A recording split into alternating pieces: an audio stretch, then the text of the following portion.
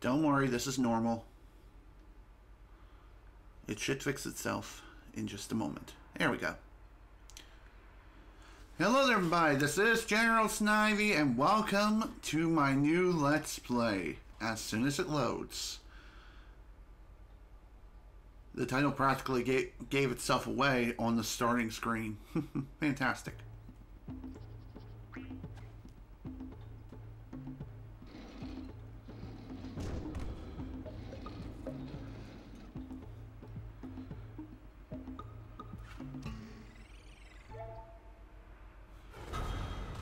Welcome everybody to Let's Play Jak and Daxter, the Precursor Legacy.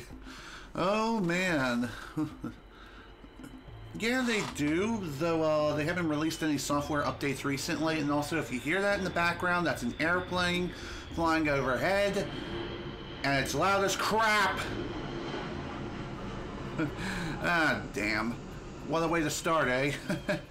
Anyway, Jak and Daxter, the Precursor Legacy is one of the early PlayStation 2 launch titles for said system, and I never really got my hands on this game until many years later when I got the PS2 version of said game. I played through the game, but I've never beaten it. But actually, I take that back. I did beat the game, but I never beat it 100%. So I'm looking to change that today with this playthrough, which I will be playing the PlayStation 3 version of Jak and Daxter, the Precursor Legacy, because this is the HD re-release of said game. There is a PS4 version of this game, but it's just the original PS2 version ported over to the PlayStation 4.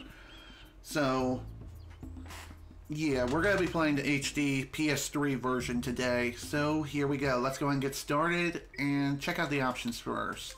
Game options, I think I'll keep that same. Camera options, I think we're good here. Vertical camera control, let's try flipped. Sound options, okay, basically standard stuff. Alright, let's begin. No save data, yeah, let's create a save data and let's begin.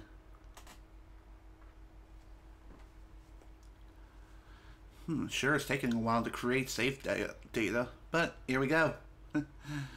Alright, let's begin. I do believe this game does have an autosave system. I have spent my life searching for the answers that my father and my father's fathers failed to find. Who were the precursors? Why did they create the vast monoliths that litter our planet? How did they harness eco, the life energy of the world? What was their purpose, and why did they vanish? I have asked the plants, but they do not remember. The plants have asked the rocks, but the rocks do not recall. Even the rocks do not recall. Every bone in my body tells me that the answers rest on the shoulders of a young boy. Oblivious to his destiny, uninterested in the search for truth, and rejecting of my guidance. And why would he want to listen to old Samus the Sage anyway? I'm only the master of green eco, one of the wisest men on the planet. So it seems the answer begins not with careful research or sensible thinking.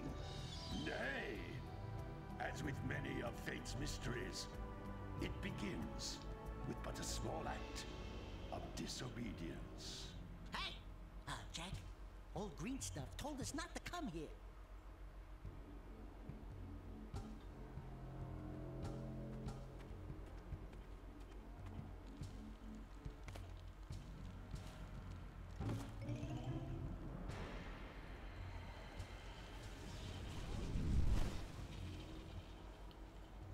Continue your search for artifacts and eco. If the locals possess precursor items, you know what to do. Deal harshly with anybody who strays from the village. We will attack it in due time.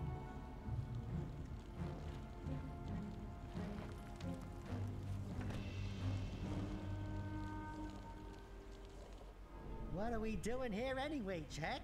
This place gives me the creeps.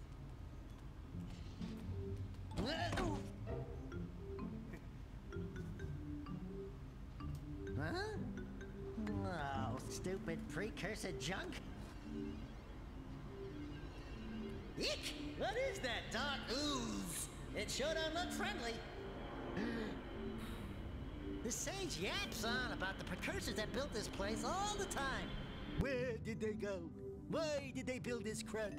Now, I like precursor orbs and power cells as much as the next guy. But if you ask me, they must have been real losers. Wow! How did you do that?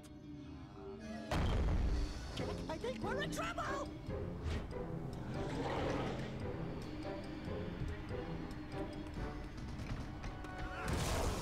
Ow!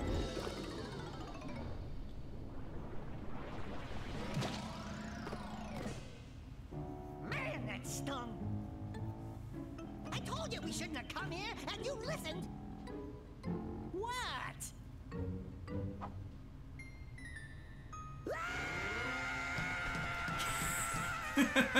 Okay, okay. I'm fine. I'm fine.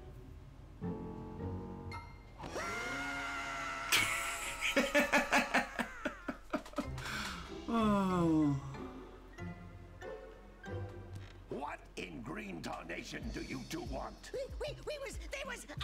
Don't tell me.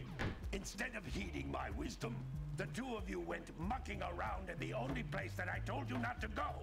Misty Island. That's right, and then... And, Daxter, you finally took a much-needed bath, but in a bathtub filled with dark eco. Look, old man, are you gonna keep yapping, or are you gonna help me out of this mess? I'm gonna keep yapping, because in my professional opinion, the change is an improvement. And besides, I couldn't help you if I wanted to. What? There's only one person who has studied Dark Eco long enough to have a chance at returning you to your previous form. Carl Acheron, the Sage. But he lives far to the north. Far, far to the north. Nobody has spoken to him in ages. I would teleport you there, but I can't do that either. None of the three sages that maintain the other teleporter gates have seen fit to turn their ends on for quite a while. The only other way north is by foot through the Fire Canyon, but its volcanic soil is hot enough to melt precursor metal. You can't just walk through it. But you could fly over it if you had a zoomer equipped with a heat shield. I just happen to be working on such a thing at this very moment. All I would need is 20 power cells to give it enough energy to withstand the canyon's heat. Isn't that right, Daddy? Yes, Kira, that might work. But where are a boy and a half going to get 20 power cells? From the villagers. Most of them have a power cell or two stashed away somewhere. And even if they aren't willing to just give them away, greasing their palms with a few precursor orbs should do the trick. And I bet there are even more of them out in the wilds just waiting for some brave adventurer to find. Well, we've got the brave adventurer at least. Brave adventurer? You two couldn't find your way out of the village without training. Before you do anything else, you better go through the warp gate and get some practice on Geyser Rock. We won't find any more of that dark gooey eco stuff, will we? Cause I'd hate to fall in again and turn into you. Get in there before I turn you both into ferns.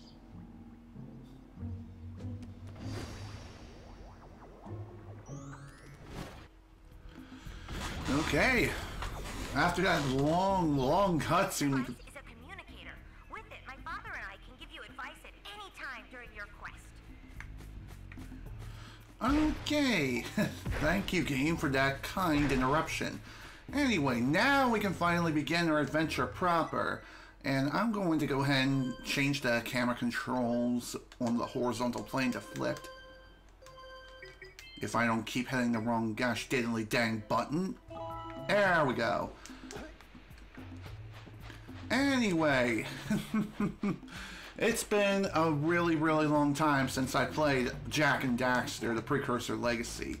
So I'm not exactly the most familiar with this game. These floating egg-shaped things are precursor orbs. Collect enough of them, and some of the villagers will give you a power cell in exchange. Sweet. Thanks, man. Funny how these legendary orbs of mystical unknown origin, are just regular collectibles that we just find all lined up in a row. Video game logic at its finest, people. But anyway, like I was saying, it's been many, many years since I've last played Jak and Daxter, and so this playthrough may essentially be semi-blind. This is a power cell, the most important precursor artifact you can find. You need to collect 20 of these so I can power the heat shield for your A-Graph zoomer. Okay, thanks. Power cells. Alright, here we go.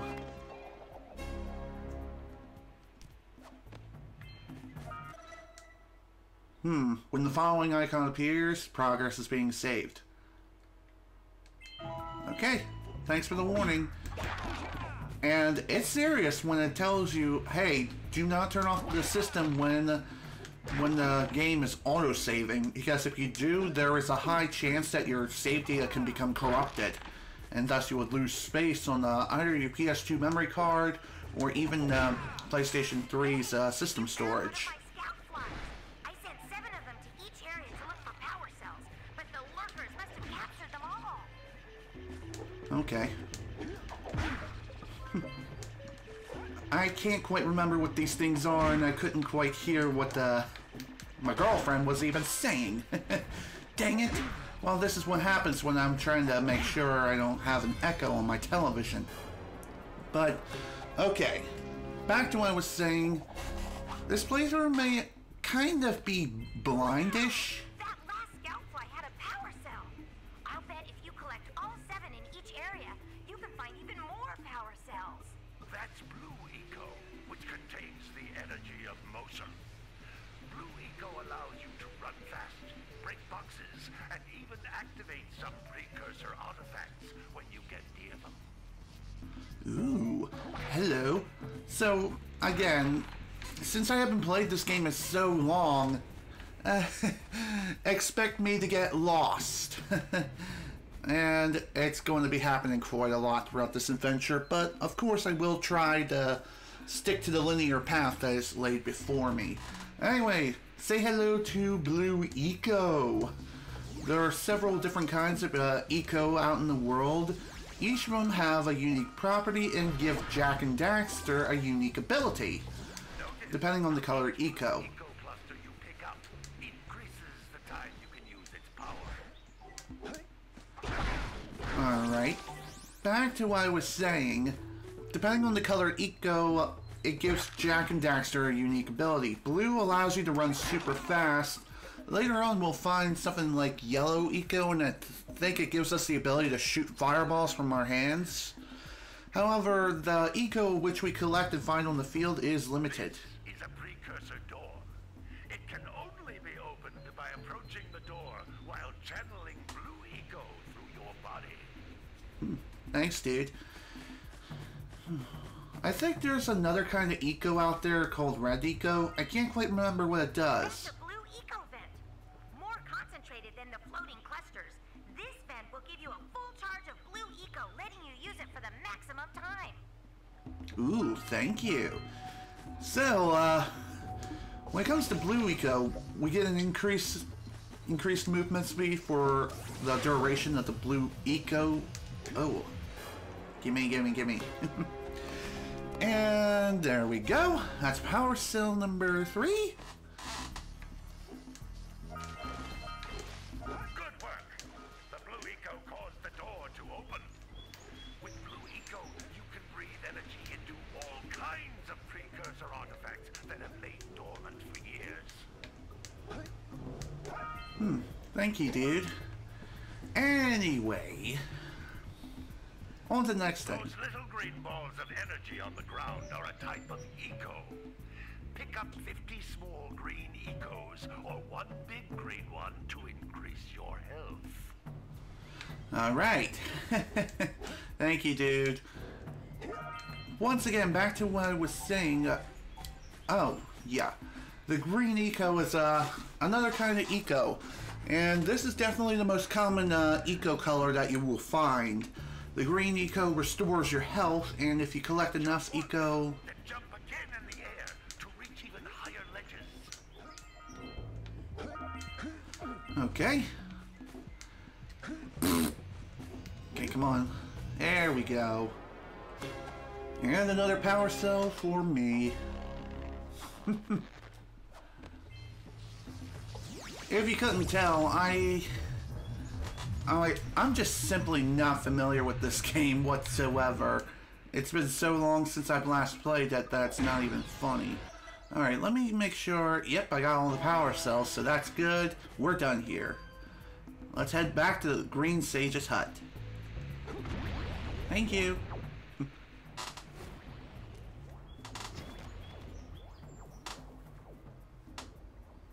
Good training, boys, but that's nothing compared to the challenges that lie ahead.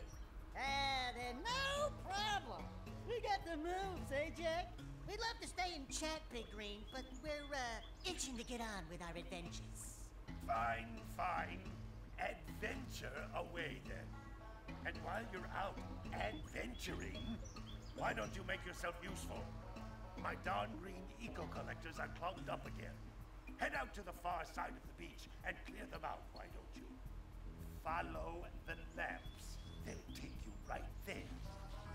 Now, all of you, get out of here!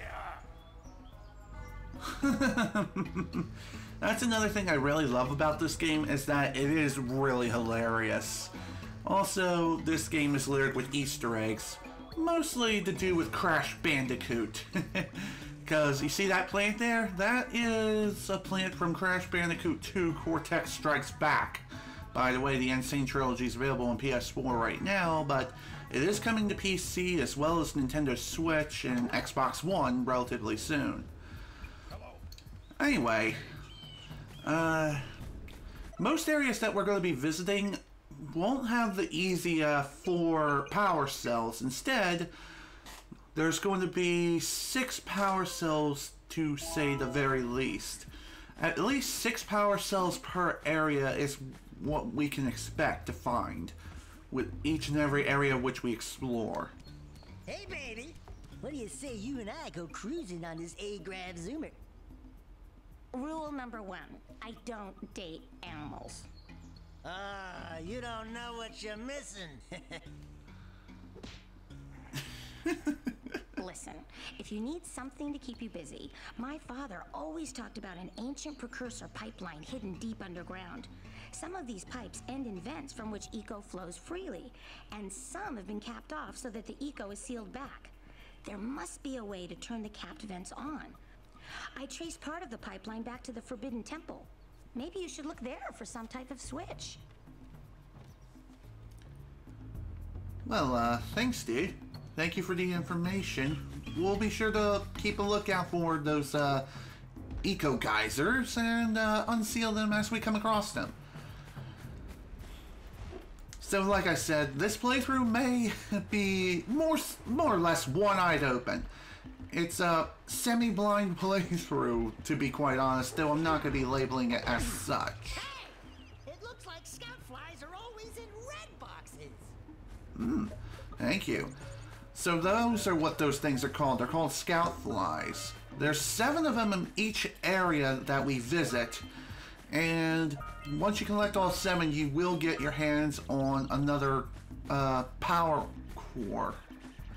Is that what it is, or is it a power orb? I can't quite remember off the top of my head. But either way, it's a collectible, and we'll be collecting them all.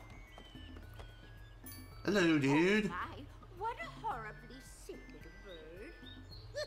You don't look so good yourself, lady. Oh, sorry. I thought you were a spotted orange-bellied rainframe. You know, yesterday I saw some terribly vicious creatures capture a mother flat near the beach. Now there's this poor little orphan egg sitting in a nest at the top of the cliff, and I can't get to it. If you could climb up there and push it off, I've piled some hay down at the base to catch it safely. Do an old lady a favor, and I'll give you a power cell. Okay, so they're called power cells. Got it. Anyway, as we explore this village, we'll come across different NPCs and talk to them and they will give us a task more or less to complete, and once we complete said task, then bada bing bada boom, we'll get our hands on the power cell. And hello, what do we have here? Using the power of the blue eco, we can open up some certain little, I don't even know what those things are, but anyway, grab some blue eco, stand near it, it'll pop open, revealing a line of precursor orbs. Just be sure to open it up, like as soon as you get the blue eco, if you possibly can. And hello, scout line number 2? Yes. Anyway, I haven't really gone over controls for the game. The controls are pretty straightforward, but Jak actually has 2 different kinds of attacks, a straightforward punch and a spin attack. Each of them have a different use, and are used for different tasks. The spin attack is more so useful for crowd control, if anything else. And do you have anything to say? Well, usually if an NPC has something to say, then they will give you the option to talk to them. But if they do not have anything to say, you can just ignore them. Now, if you see these things roaming around about, we kind of have to herd them back into this pen here. After we do so, then we should get our hands on another power cell.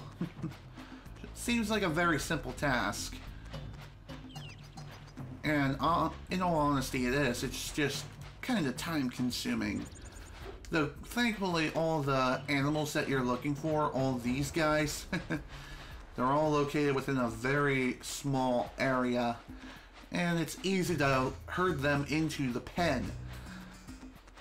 Not unlike certain other games that have a similar mechanic where it takes a lot of effort and it takes a freaking eternity to do so. Also takes a lot of luck too, which doesn't help things either.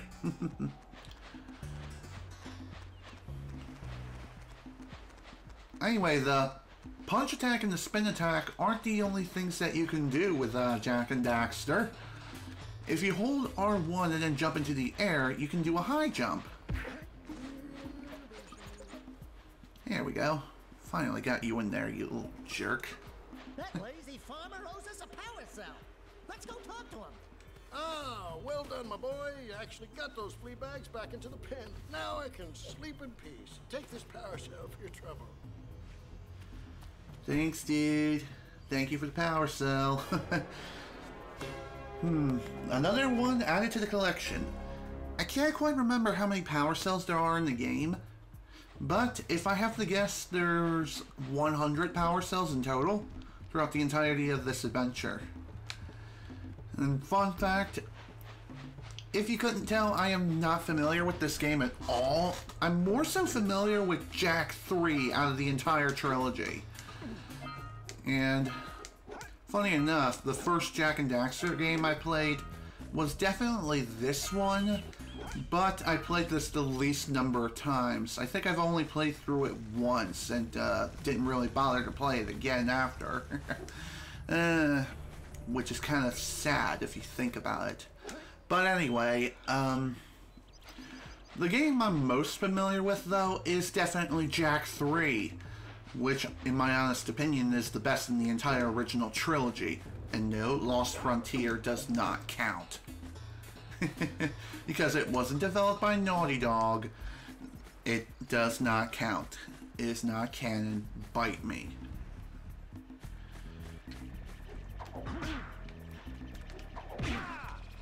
There we go. Another scout fly. Man, these suckers are quite, they can be pretty well hidden.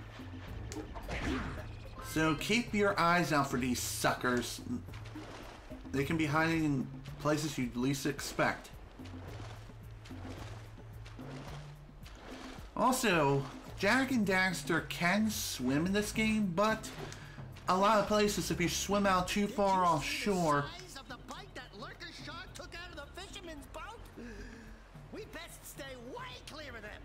I don't think we can tackle a creature that dag nasty. Well then, guess I know where I'm not going right now. Okay, what was that? Oh yeah, if you swim too far offshore, a giant fish will show up out of nowhere and eat your freaking brains out. Quite literally, it'll just jump out of the water and kill you instantly. Kind of like Ratchet and Clank, when you reach certain points. Like certain points within the water in certain locations and certain planets. Just saying, same sort of thing happens there too. Anyway, let's head into our first area. What's the name of this place again? Sentinel Beach. As we head through and explore this location, we will come across additional power cells and, of course, scout flies too. Even if we collected some prior in like another area, that does not necessarily... Oh, hi. Is that a bomb? Metal boxes are thicker than a yak-owl skull, but there must be something that can bust them open. Okay, that seems fair. Okay. Oh wow, another power cell right in the open. Though I do have a feeling a bird flying up there is probably going to cause some trouble. We've scrounged enough orbs to trade for a power cell. Let's get back and make the switch already. Wait, what? Hey! Of course. Pelican just snagged a power cell. Let's go kick some big bird butt. Big bird butt. How curious. Anyway, even if a power cell is out in the open, it may not necessarily be that easy to just run up and pick it up. Sometimes things like that happen when a giant pelican comes out of nowhere and is like, "Hi, how are you? I'll be taking this. Yoink. Bye." This one may be a bit of a different story. The Orbist. And yeah, since I am playing this on the PlayStation 3, this does have trophy support. The PS4 version of this game also has trophy support, but even if you play this on the PS4 and the PS3, there's no difference between the two whatsoever, and I don't think trophies transfer between the two versions.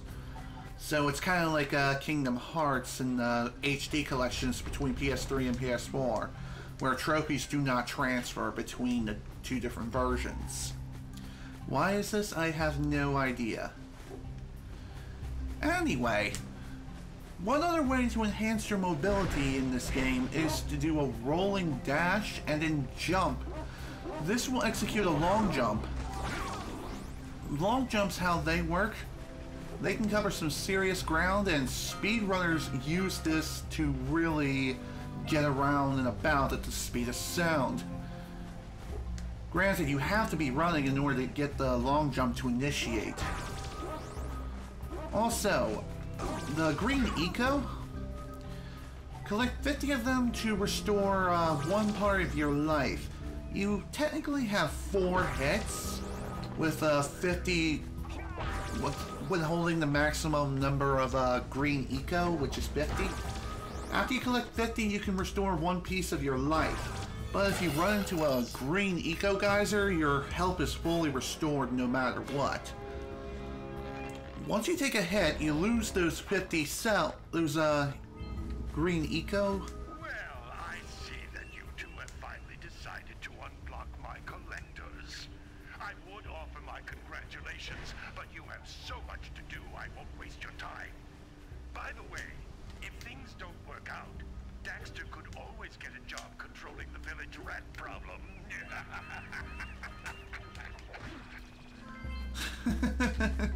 Well, that does make sense since, given Daxter's condition. Maybe we'll do something to be able to cure his little, problem. Don't count on it. Just saying. But anyhow, I do believe with most areas you can complete them all fully within your first trip. There's no abilities to speak of that you need to unlock throughout the entirety of your adventure. You have your full moveset right at the very start, so there's really no excuse for the most part. I think there may be some exceptions where you do have to come back later once you unlock vehicles. Certain vehicles to bypass certain obstacles and stuff. Although I could be completely wrong on that. And also, adding on to the game's humor, a lot of the time, Daxter will make his own little commentary. He'll feel the need to commentate your adventure, whether you do something spectacular, or if you die like a freaking goober. Whatever happens, Daxter's gonna be there to comment, most of the time. There are gonna be some exceptions where Daxter's like, where Daxter isn't going to comment on anything whatsoever. That usually happens whenever you fall down a pit, like an insta-death pit or something. Okay, so while you're swimming, if you want to go underwater, push and hold the square button. I think you can only dive down there for a short period of time, like about 2 seconds, and then you have to re-rise to the surface. There's no air meter to speak of in this game, as far as I'm aware. Gimme that. I love that trophy name, by the way. Auga! Auga! Dive for those orbs, Jak! Dive! Okay, that was pretty funny. Although I kind of want that Precursor orb, dang it. Precursor orbs are going to be the currency that we will be using in this entire universe, pretty much. We need Precursor orbs for practically everything in this game, from buying power cells off of villagers to getting upgrades for our vehicles and stuff of that nature, I think. But yeah, for the most part in this game, they are basically the DK64 bananas of this game. Collect as many as you possibly can, and trust me, we want to collect them all. Unlike DK64, where the regular bananas were not necessarily needed for true 101% completion, in this game,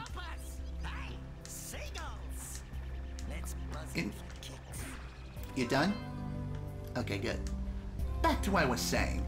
In this game, Precursor orbs, I do believe, count towards the 100% completion goal, so we will be searching for and trying to collect them all.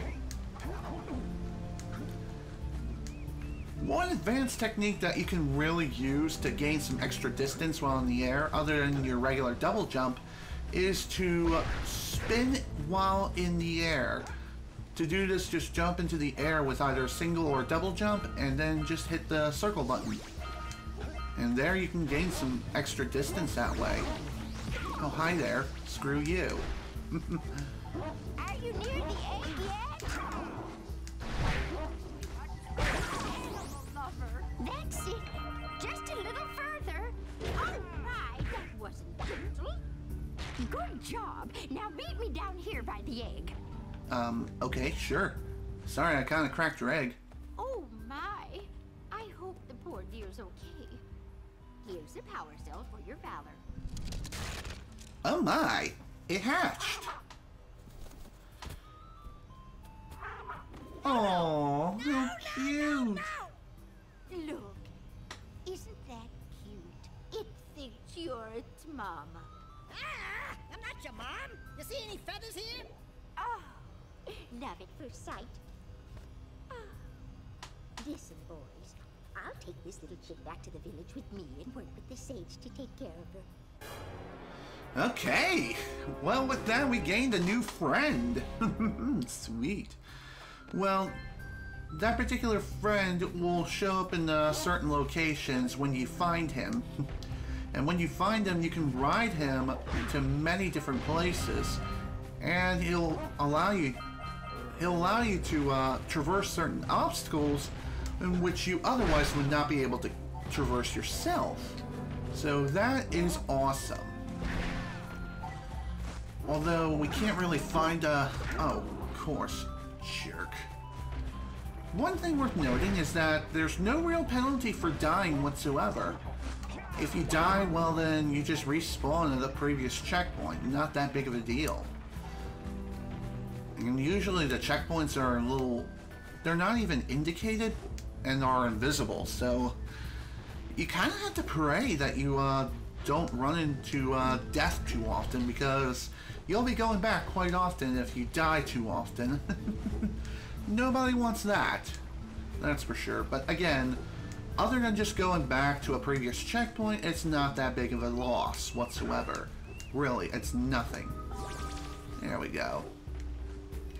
And again, if you're running low on health at all in any way, you can just find a green eco geyser if you possibly can, and you should be able to restore your health easily.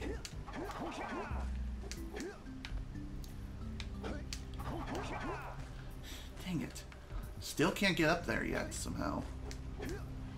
I wonder if there's a way to go into first person and take a look around. Well, if you want to view all of your information, like your collectibles, eco gauge, and power cells that you have up to this point, push the left trigger or the right trigger. By that I mean either L2 or R2.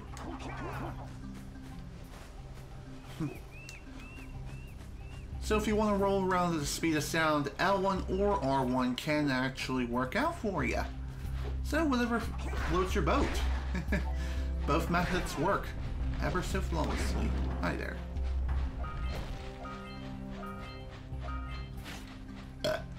Excuse me? Man. Dang, Jak Daxter. The hell's wrong with you? You just love screaming at birds. Granted, I know you're kind of bored, but come on, man.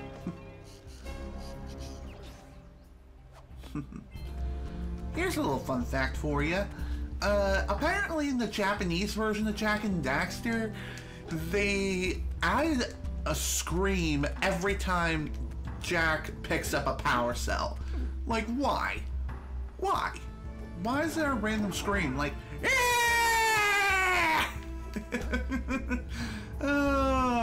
every time he picks up one. That is annoying. Thankfully, that's nowhere to be seen in the NTSC or even the PAL version of Jak and Daxter, even on PS3 or PS4. Just saying.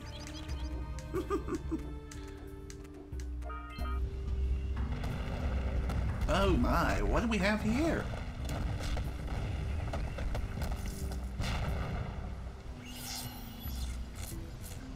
Oh, hello, beautiful. Wow! They caused an avalanche. Let's check it out. Okay, so scaring the birds actually meant something. Who knew? Yes and no. It's not necessarily my first time. This is technically my second playthrough of this game ever. But since I haven't played this game in so long, like 10 plus years, it kind of is my first time. So it's a semi-blind playthrough. Semi-blind. Not completely blind, but pretty close to it. There we go. Also, welcome to the stream, Genji Hound? Yeah, that seems about right. Welcome, Genji Hound. Hope you enjoy your stay here. Hope you enjoy your stay as I run around and have some fun with Jak and Daxter, which I haven't played in so gosh diddly dang long. Seriously, I have not played this game since I was a kid. It has been that long. So I've practically forgotten everything about this game. So, woo, go me. For forgetting everything, said no one. Okay. Pretty sure there's something I need to do over here. Oh yeah. Gonna need blue eco power in order to... Dang it. Gonna need the power of blue eco in order to get over there. But the question is, will I be able to bring it over here? Or is there another source that I'm completely missing? It would be nice to find a geyser filled with blue eco just spewing out. But sadly, I haven't found it yet. If it's around here, it's definitely pretty well hidden. Okay, first off, let's go ahead and collect these in the right order, maybe.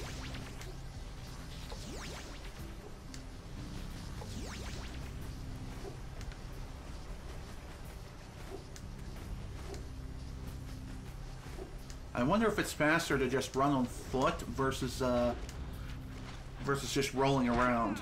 I don't know. Okay, let's keep exploring. Thankfully, these levels, Genji is short for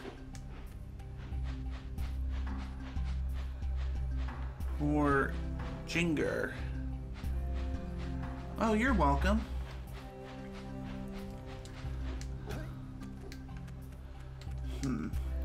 Back to what I was saying, though. These levels are pretty, they're non-linear and are very open-ended, so these can be completed in any way you see fit.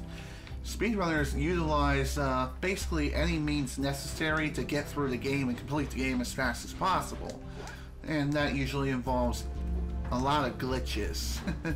I wonder if the PS3 version has some exclusive glitches that are not seen in any other version of this game. That's something I'm truly wondering right now.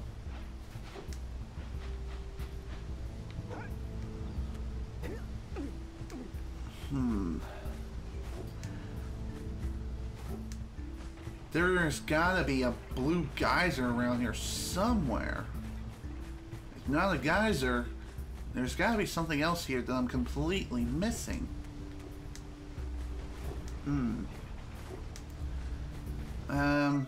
If you want to view your stats at any time, just simply hit the pause button and you can view all the different power cells that you collected. And some power cells will reveal the hint of what it is that you have to do, such as collecting the 7 scout flies. But sometimes they will not be visible. It won't tell you what to do, so you kind of have to figure that out on your own. For the most part, those are the ones that are out in the open. However, there are some that are clearly marked. And Genji Hound, thank you for the follow. Highly appreciate it, buddy. Hope you enjoy your stay here as I get lost in Jak and Daxter, the Precursor Legacy. Funny enough, this game does have a day and night cycle. I just noticed... Well, okay, maybe I didn't just notice this, but even so. Still nice to see a day and night cycle, and it actually works very well. So, time of day transitions from day to night in a very, very smooth and natural fashion. Anything over here? I'm pretty sure it's just death. Let's find out. Yep, it's death. God damn it. Dang it. Like I said, dying and respawning isn't really too bad. It's just you go back to the previous checkpoint. And since this level is so small, the checkpoint is just, the checkpoint is like at the very start of the level. So, not that bad, but at the same time, it's kind of, meh. Kind of stinks that I have to go all the way back here. But, oh well. Hi, how you doing? Sure. Even if you do die and respawn, any events that you've triggered before will stay active. So, the avalanche that we caused earlier, that remains the way it is, and this rock is still here. So there you go. Did I just do a super jump? I don't know. Perhaps I'm just crazy. Okay then.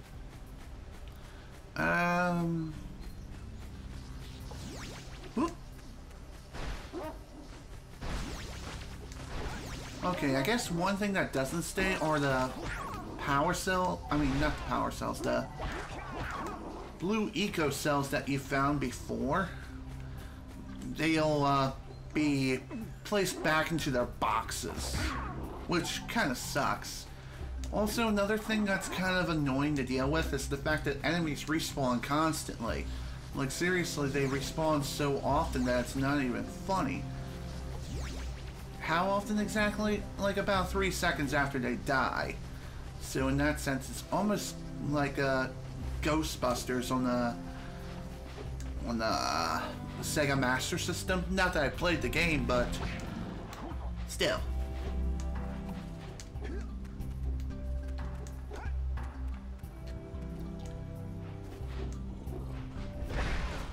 Hello there. Okay, maybe I have to come back with something, but I just don't even realize what. That may not be a bad idea, just to return to the village and then come back.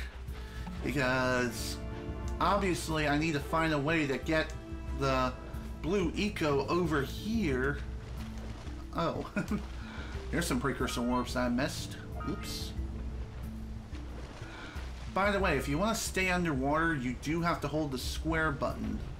Just keep in mind that you can't stay underwater forever. It gets worse, lol. Oh man, I believe you. I believe you.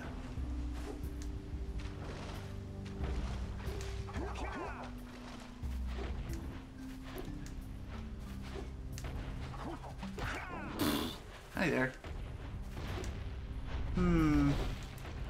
So, like I said, it's not always... No. What I was trying to say was...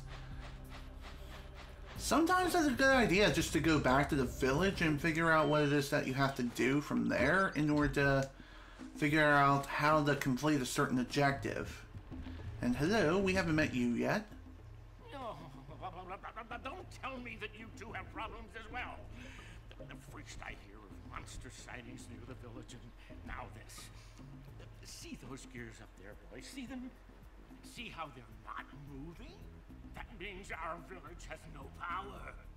The eco beam coming from the jungle temple has been interrupted. Boys, everyone's too frightened to go out and find out what's happened. Did you pay the bill? Yeah. Oh, you're funny. Now look, if you two fix the eco beam, I'll give you a power cell.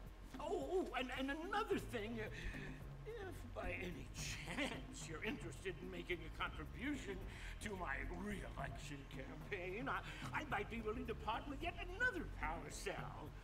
The minimum contribution is a very modest 90 precursor orbs. Okay, here you go.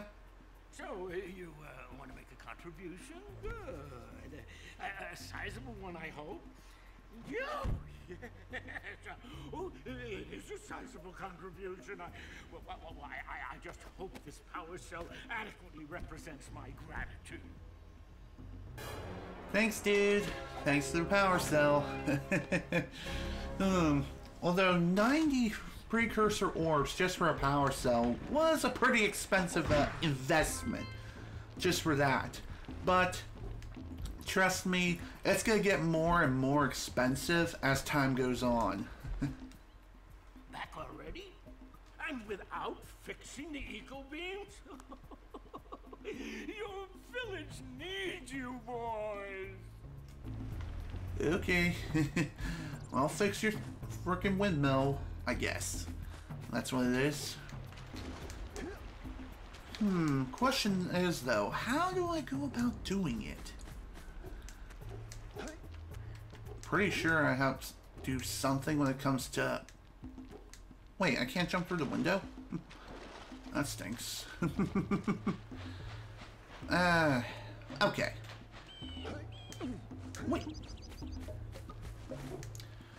Now then, to figure out how to fix this frickin' thing. How do I fix it? I really have no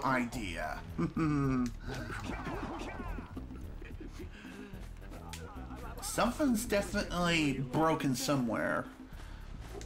As far as what it is, though, not really too sure. Well, hello there, my dear boy. You've caught me at a most inopportune moment. I was to set off on my journeys yesterday, but I seem to be a spot short on the old Precursor orbs. I would have pledged my word that I had 90 of them, but I gather that your young friend, you know, the little annoying, miserably ugly one, might have just pilfered them as a sort of a spot of fun. Anyway, would you be kind enough to loan your dear old uncle 90 Precursor orbs so he can get underway? I would offer you a power cell in return. Oh, okay. Here you go. Here's your Precursor orbs, and thank you for the offer, Genji, but I'm gonna try to figure this out on my own. I see you two are back to make the trade. Good, jolly good. Hey, you have the Precursor orbs that we agreed on? I hope you put this hard-earned power cell to good use. Cheerio, ta-ta, bye-bye. There we go. Another power cell. Jeez. 13 power cells so far. So, really, we only have 7 left to collect if we want to move on to the next area. Or more or less, upgrade our bike, our hover bike, to give it a heat shield. But, of course, we're not going to be going there just yet. Not until we complete the other areas first. And trust me, there are 2 more areas that we still need to go through yet. He was in the jungle fishing by the lower river. By the way, I do believe we can return to Misty Island at a certain point.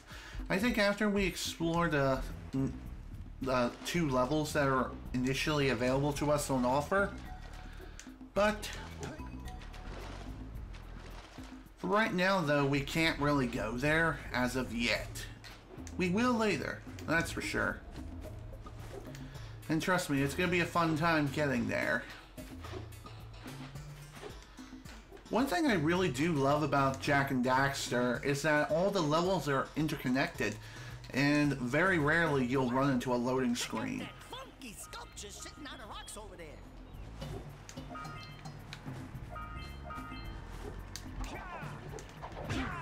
Okay. Nice, number 6. This must be a Precursor Oracle like the sage always goes on about. I hope they weren't as ugly in person. Who awakens the Oracle? Wait, one of you has the light within. From before time, I have watched and waited for the true hero to return. Present to me 120 Precursor orbs for each power cell I contain. 120 frickin' Precursor orbs per power cell. Talk about a hefty price. So, in total, in order to get those 2 Precursor orbs that that guy offers, we need 240 of them. And we still got a long way to go before we can get that amount. Kind of unfortunate. But, thankfully, the Precursor orbs are kind of like hotcakes, and they are everywhere. Precursor orbs are all over the place, so that is awesome. So even if you don't have enough for a Precursor orb right then and there, don't worry about it. You'll eventually have enough. You just gotta keep looking all over the place. Forbidden Jungle. Well, this is the 2nd level. Technically, you can go here first if you really wanted to, or even the beach. Whatever you choose to do is entirely up to you. You can complete these levels in any order you see fit. And like I said, all these levels are interconnected, so you don't need to worry about loading screens or anything whatsoever. And I believe once you enter a level, then that level marks the checkpoint. And trust me, there's quite a lot of things to do here within the Forbidden Jungle, so let's head on in and get started.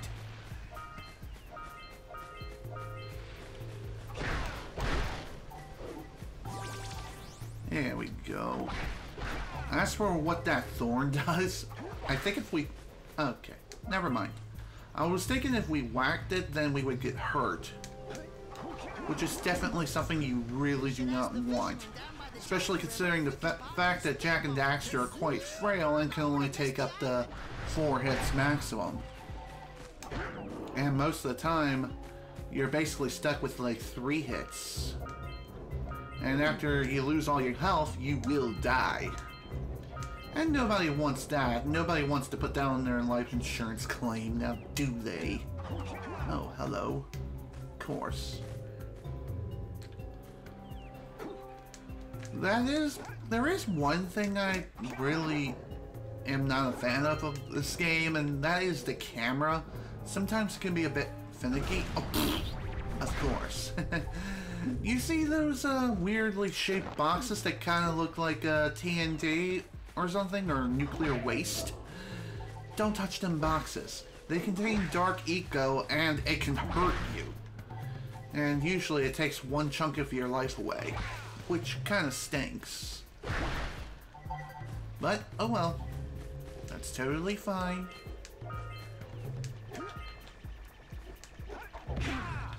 I haven't really explained this yet, but in order to open up those red boxes, what you have to do is jump into the air and then push the square button to dive onto them. Of course, there are some additional precursor orbs hiding up in the air, but sadly we can't quite get to them yet. But of course, there are still some things we can still do in the meantime. Can I just drop? Thank you.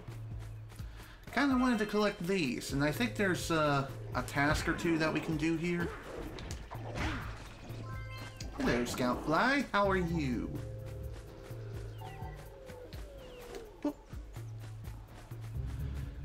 So, as far as which version of Jak and Daxter I recommend you play, I can't really give any sort of recommendations whatsoever, since I've only played the original PS2 version, and just now I'm playing through the PS3 version. I hear that the PS4 re-release of this game actually is pretty well put together. Just don't buy Jak 2 on PS4, because that's kind of messed up. And also is a nightmare fuel factory. Hello. Nothing to talk about. Them monsters patrolling the ocean took a bite out of me fishing ring. And now they're gobbling up me catch. No matter what I try, I can't seem to catch a single fish in this river. Woo! Maybe it's your breath. You think you can do better? Try scooping up river fish with a tiny net. I'll give you a power cell if you can catch 200 pounds of them critters. And then I'll let you and Shrimp here use my speedboat to get to Misty Island. You want to try the challenge? Yeah, sounds good. Let's fish. There are 2 types of good fish to catch. 1-pound fishies and 5-pound fishies. If you miss 20 pounds of good fish, then I'm gonna take me net back from you. There are poisonous eels in this river. Catch even one of them boogers, and you'll poison the whole darn catch. Ooh, my. Well, that doesn't sound fun. So, if we miss too many fish like that, then... Here comes a big one. Oh, I will say this, the controls can be a bit janky and overly sensitive at times. But thankfully the hitbox is pretty generous, but at the same time, the janky controls does not help things whatsoever. And again, try not to catch any of the eels, and oh my god, I missed a 5-pounder. Okay. Right with you. Missed. Okay, this isn't fair. What the hell? Alright, this is probably going to take me a few attempts. It typically does.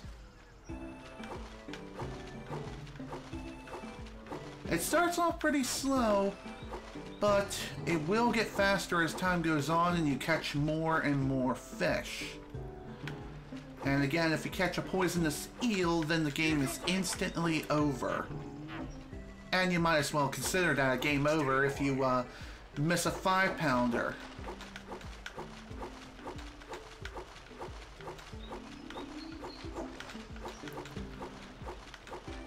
I guess one thing you really should do when it comes to this game is pray to the RNG gods that they're merciful and don't send fish flying in every corner.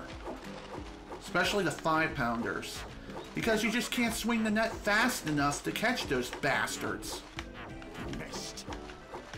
So, in that instance, if you have a fish to spare, don't even bother.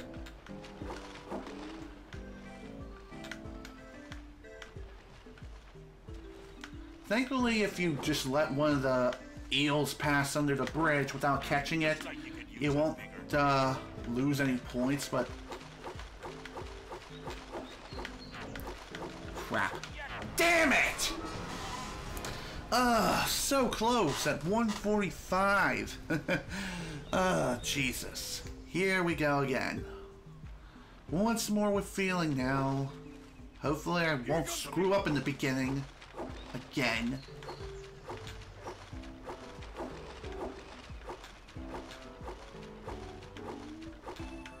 Oh, come on!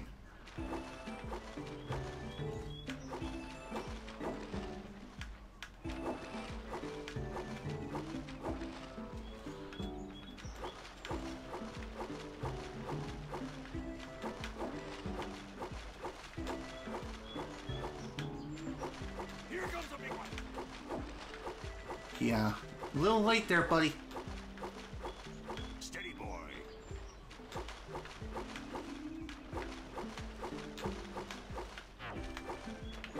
Missed again. Steady, boy. Oh, come on. How did that miss? I don't even...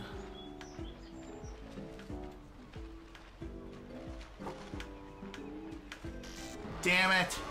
Con eel.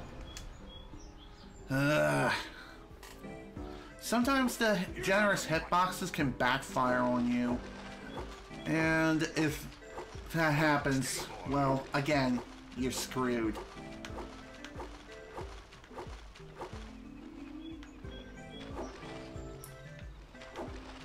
Funny enough, the fishes do not appear in the same order each time you play the minigame, so... There could be times where you have nothing but good fish, and other times you have eels just racing down the riverbed. Steady, boy. Crap.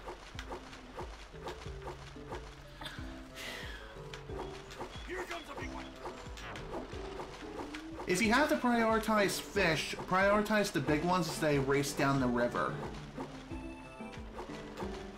Otherwise, if you miss too many of them, then that's like 5 pounds missed. And that is really bad. Really, really bad. Especially if multiple big fish are just swimming down your way. In which case, that can really add up your miss total really quickly.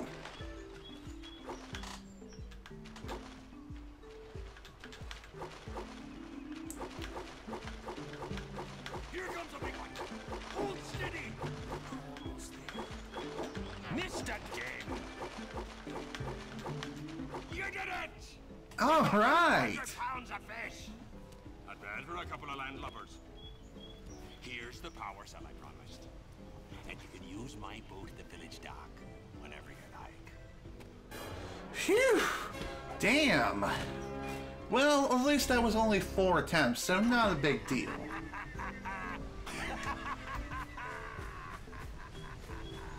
Whew. I'll tell you, that minigame can be pretty damn difficult to complete, that's for sure. But thankfully there's no second round to worry about whatsoever. So once you complete the minigame, you don't have to worry about playing it ever again. At least I think so, unless I'm completely wrong and minigame reappears elsewhere in the world. In which case, that's not too surprising, but kind of a dick move. Oh boy. Throughout the entirety of this game, we'll be playing all kinds of different mini games as we go about our adventure. Some can range from being pretty easy to difficult as balls. I am dead serious too. It can be really, really difficult at times. Thankfully, the difficulty isn't too extreme a lot of times, but even so.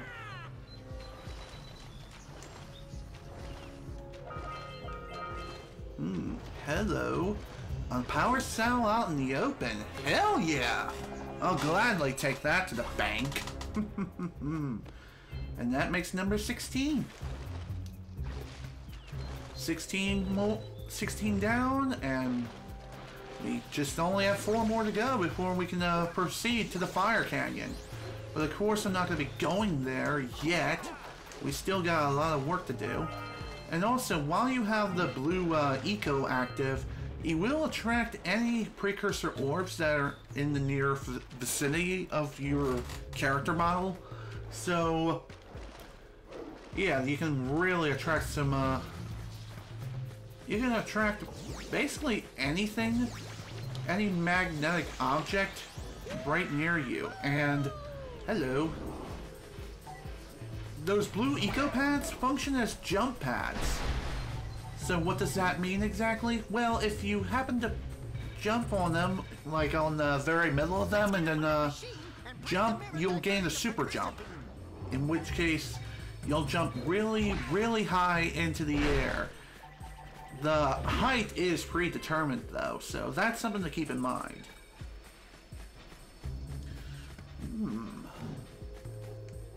Hello. Crap.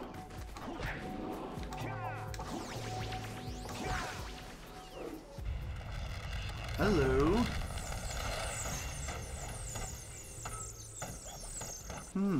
Blue Eco Bridge. Let's go inside. Let's go inside this place. I figured, why not? We need to get to the top of that tower. And before we continue, let's see what's over here.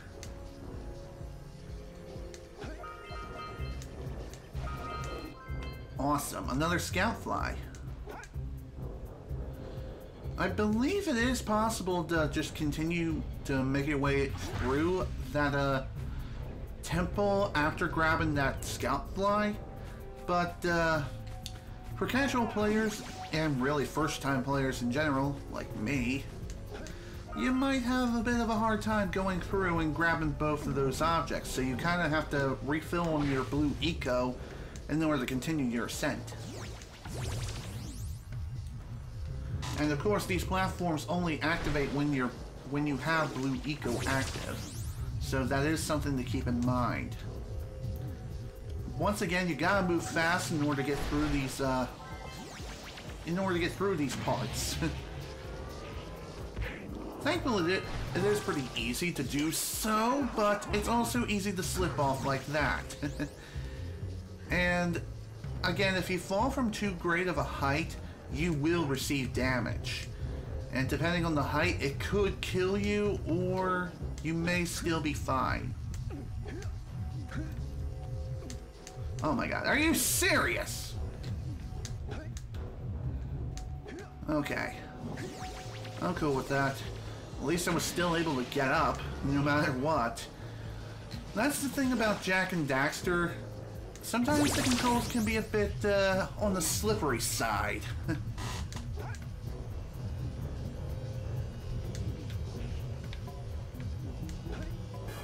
There we go. Another power cell. That makes number 17. What's down here? Well, hit the switch, and we're heading into this Precursor Temple. I wonder what could be in here. Well, first off, another switch or another geyser. Can't quite unplug that. Not from here. Instead, we kind of need to do something first before we can even activate that geyser. Crap. Thankfully, when you enter this place, it does signify a checkpoint. So even if you do end up falling to your untimely doom in here, you'll just respawn back in the middle room. So it's not that big of a deal. It's not a big deal if you die. It's annoying, yes, but still not too bad. God damn it. I don't know why I couldn't get back up. Probably because I wasn't hitting the X button to pull myself up. Dang it. Just found myself between a rock and a hard place. Almost literally, but not quite literally, but close enough.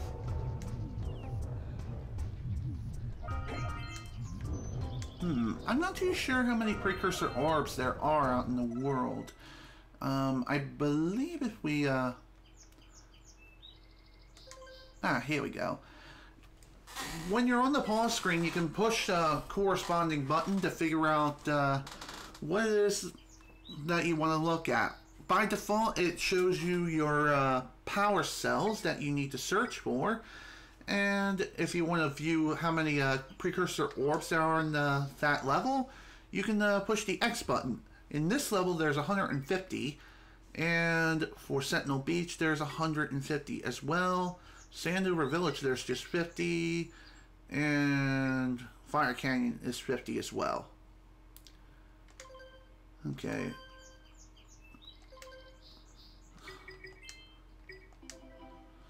You can also view like the total for all collectibles in the game. So, for example, the Scout Flies, there's 112 of them in total, and I believe there's 7 per stage, or 7 per area. So that's something to keep in mind. As far as Precursor Orbs are concerned, it doesn't... Precursor Orbs, it does tell you, there are 2,000 in total. And power cells, it does not tell you how many of which exist in the world. You kind of have to count on your own as you explore the different levels throughout the entirety of your adventure. Alright. Here we go. Another power cell for me. Add that to the bank. And after grabbing that power cell, the Eco Geyser is now active. Eco vents have been activated all over the world. I knew there was a way to turn them on. There must be places to turn on the other eco vents as well. Ooh.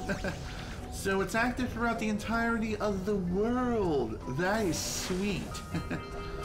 So that means we can finally head back to that beach level and continue. Hello.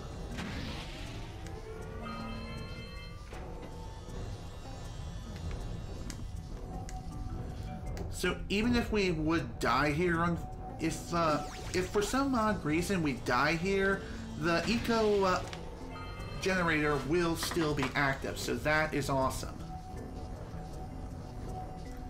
If you want to refill on your eco gauge at any time, just simply run over a geyser and grab some more eco. It's not that big of a deal. It's just, it honestly isn't. It's not exactly rocket science. Oh, hello. What a strange creature. So, in this game, there are bosses that you do have to fight and defeat. Each of them have a unique gimmick, and I believe for this one, we do need to just survive the different waves of which this frickin' flower throws at us. For the most part, it's just basically spiked beetles. Attack them when their spikes are retracted, and you should be able to kill them without an issue. Once you take out all of this flower's minions, then it'll create some platforms to allow you to traverse it, climb on top of it, and just kill it. And afterwards, it's just a really simple fight. Honestly, it's probably one of the most pathetic fights ever. There we go. Even after that pathetic encounter, I still managed to kill it on the third and final cycle. Sweet. Black thumb and a silver trophy to boot. Oh. Apparently, jumping on this thing's head produces some precursor orbs. Did not know that. Granted, the last time I've seen a playthrough of this game, I've only seen the speed run of the game in Japanese. So, yeah, that's a thing. But there we go. All the eco geysers are now active throughout the entirety of this area. Not only this level, but even the beach area too. Ow, crap, that hurt. Crap, damn it. Hey, Jack! Can I, have your insect collection? Okay, that was pretty funny. But, oddly enough, when you exit out of that temple area, the checkpoint that is marked is back towards the beginning of the level, which is really, really dumb. But, for the most part, it's not that bad, but it is annoying. Also, is that me, or does that look like Khan from Disney's The Jungle Book? I'm dead serious. Kinda looks like him. Kind of. Except more creepy. And in 3D. I don't know.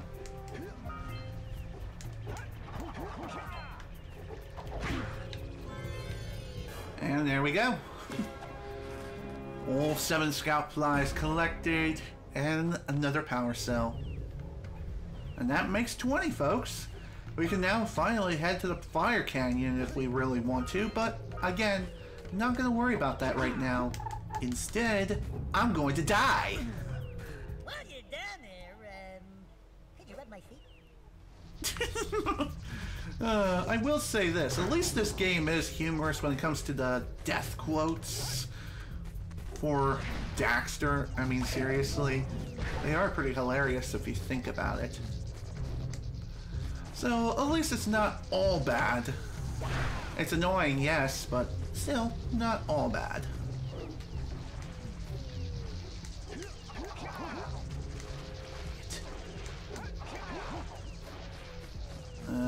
I believe there's some other stuff we can definitely do here. Since we activated the eco geyser for blue eco all over the world, we should now be able to complete every task that this place has to offer. Let's see, what's our next objective?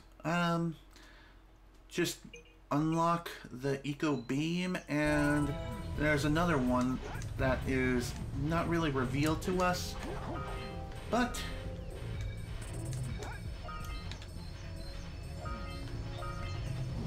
150. I believe that's all the precursor orbs for the level. No. Okay, never mind. Apparently there's more. What is this? Oh, that is Blue Eco. I was wondering what the heck that was. That just looked so mysterious. So intimidating. Like, weird. But anywho, Blue Eco was needed in order to open up that door there, and there we go. Only one task left, and that is to obtain the eco beam. Unblock the eco beam. That's the task. Question is though, where is this eco beam that this game is talking about? Because I'm pretty sure that eco beam has already been unblocked. Perhaps I need to go elsewhere. I don't know.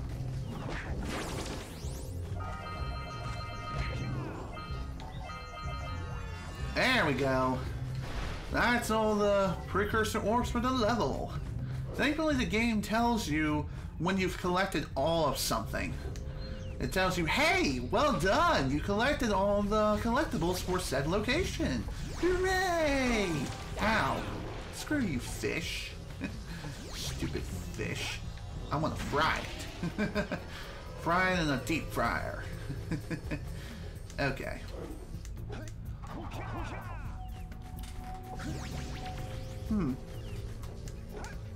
Technically speaking, we've been going on for about an hour and a half. Well, technically an hour and 25 minutes. But according to Twitch, for some weird reason, it just stopped tracking the time frame properly. So I don't even know why that... Ever since the new dashboard update for Twitch, it's been kind of janky. Like, first off, it takes like approximately 5 minutes before the stats are fully updated to say, hey, you're online, you're good to go. And what's even dumber is sometimes when you're streaming, the timer that is displayed on the Twitch dashboard page does not match your time frame on OBS or your streaming software. So that really, really sucks. It honestly does. There was one thing I kind of wanted to talk about today, and this is kind of a story I wanted to talk about during the either session 6? Yeah, the final play session of Donkey Kong 64, but I never gotten around to doing so, because I kept getting distracted by shit. But anyway, what is this story exactly?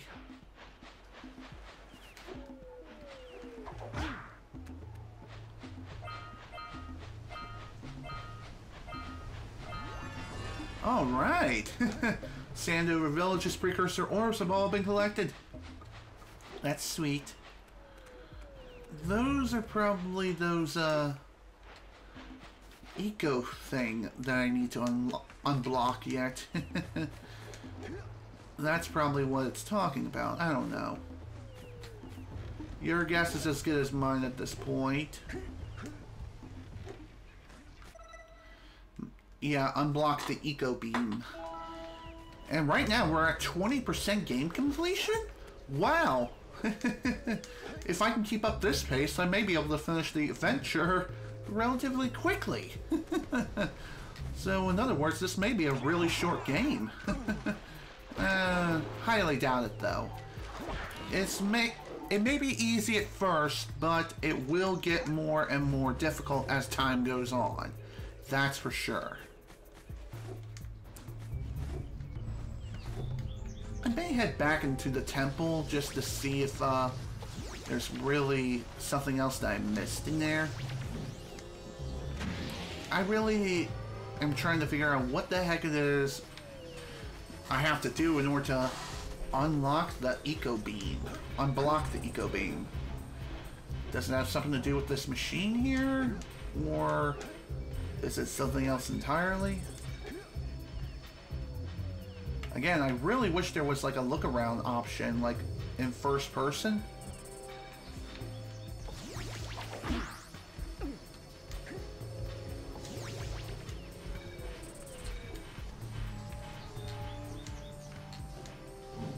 Okay.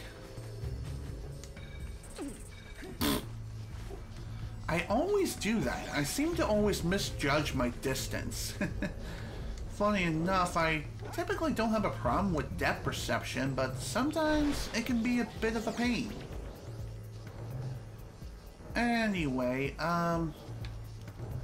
back to my story. What I was talking about before was, after I finished the 5th play session of Donkey Kong 64, I said that I wanted to give Vegas Movie Studio 15 a fair shot. And that's exactly what I did. I've downloaded a trial version of the program, and upon doing so and completing the project, I found out that for the trial version of Vegas Movie Studio 15, for whatever reason, and I don't know why this is, but apparently projects can only be rendered if they're only 2 minutes in length. If they're any shorter than if they're any longer than that, even if there are loop regions marked, then for some weird reason, it just will not work. It just would not accept it whatsoever. So what I had to do, and this was like the biggest pain in the ass I've ever had to work with in my entire YouTube career, but I had to split the stream into 103 2-minute chunks and then combine them all together with the previous version of Sony Vegas, which I own, which is known as Vegas Pro 14. So after bringing all 103 parts together, I was able to finally bring the stream to its full completion. So each time I had to make a new render. Each and every time I had to essentially make like a Control A to copy the entire. No, shoot. What I'm trying to say is I had to do a lot of stuff and a lot of annoying things in order to even get the project essentially moved over from Movie Studio 15 back to Vegas Pro 14. And doing that was just absolutely painful. One of the biggest pains in the ass I've ever had to work with in my entire life. Well, one thing I will note is that the program Movie Studio 15, other than that, it worked fairly well with the long play session of the stream. So the only thing was it did crash on me once. Just once, but the reason why it was only once was I have no idea. But for whatever reason, after that one time it never crashed on me again. But after the one time it did crash, which I feel like was one time too many, I started saving after each and every edit that I made in order to make it so if the program does crash, I won't lose hardly any progress whatsoever towards editing the stream down. Because autosave, yeah, it does work and all, but the thing is, it does, it only autosaves like every so often. Is this the stuff they're talking about here? The eco thing? Most likely.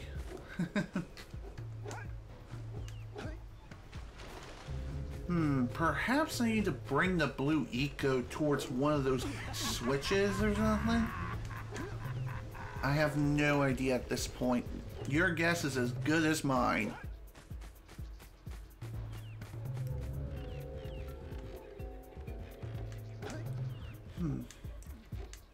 Another thing I do like about this game is dang it.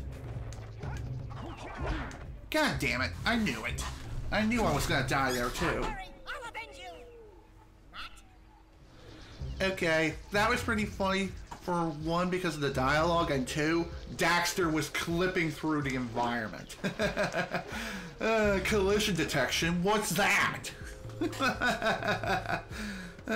Might be a PS3 exclusive glitch. Then again, maybe that existed in the PS2 version as well, based on Jack's positioning when he died. Who knows? It's purely a guess at this point.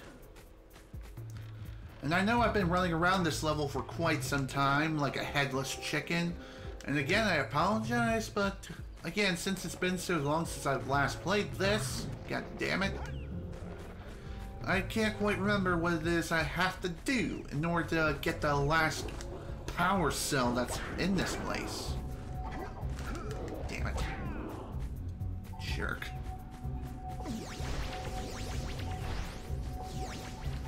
Okay, let me try something. I don't know if this is gonna work or not. Well, definitely ain't gonna work now.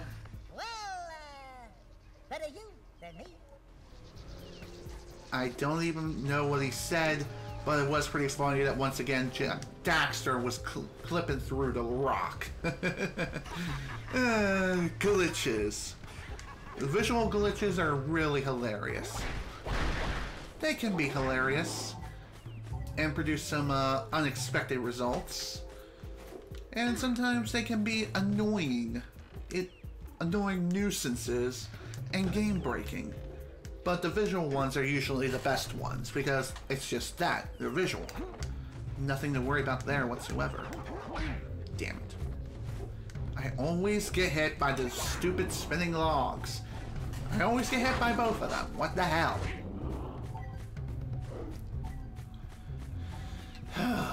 Jeez.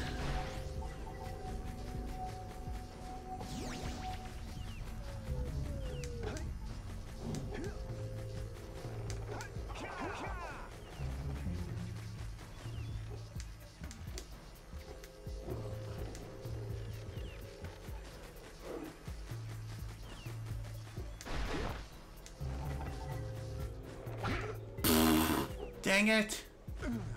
That looks like it hurt. Should I call for backup? What backup is there exactly? I have no idea. You know what? Screw this. I'll have to figure this out later. Maybe it has something to do with this hub area, but I don't know for sure.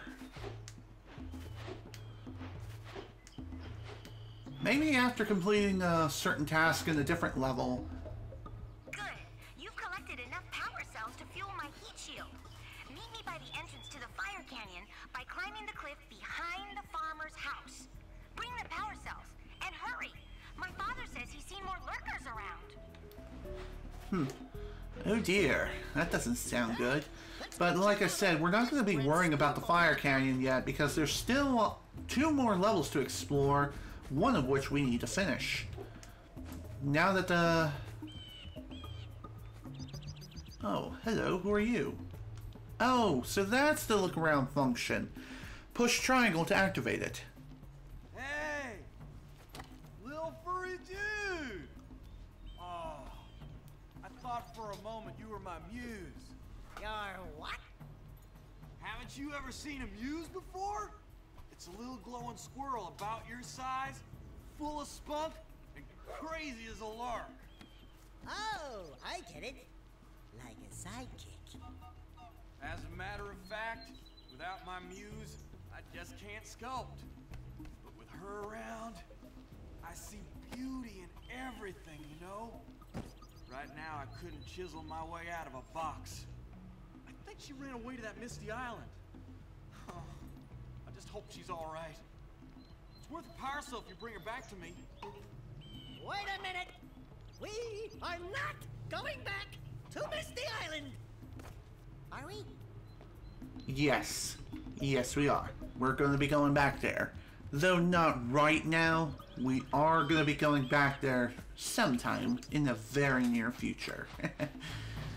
First off, though, we still have some work that needs to be done.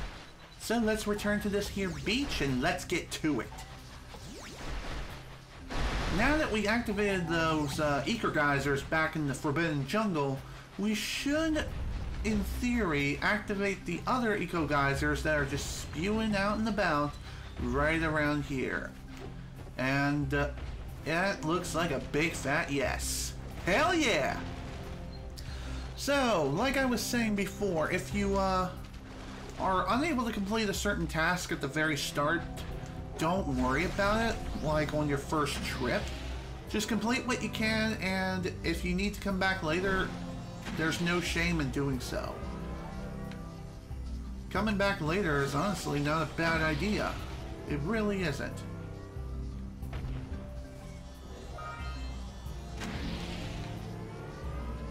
Whee! And smash!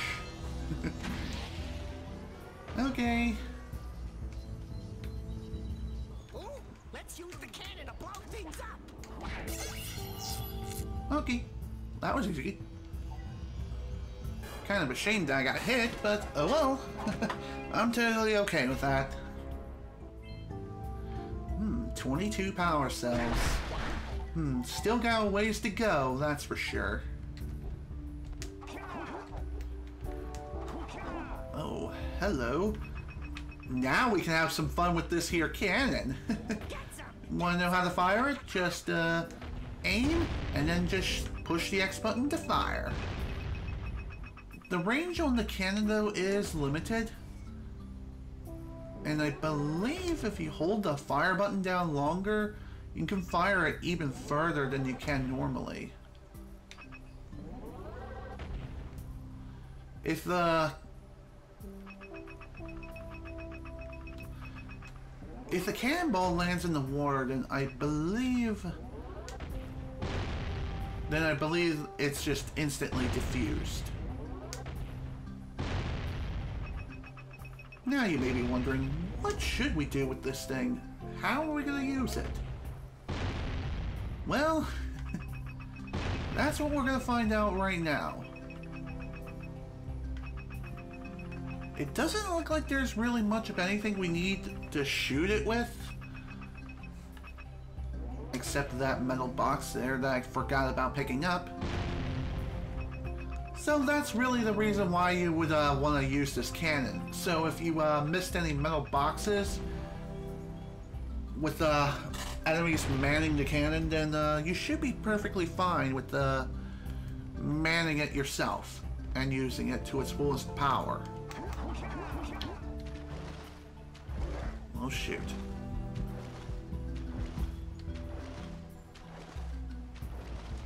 Whew. Okay, that was close.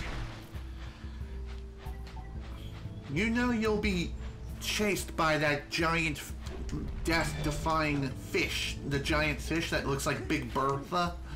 Yeah. You know you're being chased by it when there's like the music changes to something like that of a heartbeat. Like it's like going boom boom boom boom boom boom boom boom. Something along those lines. And as the fish gets closer and is ready to chomp on you, the heartbeat sound gets faster and faster. Heck is that?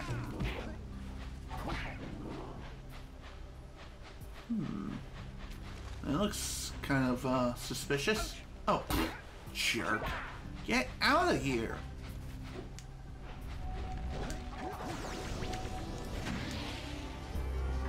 Okay, let's go ahead and pick up those precursor orbs that were just recently busted open.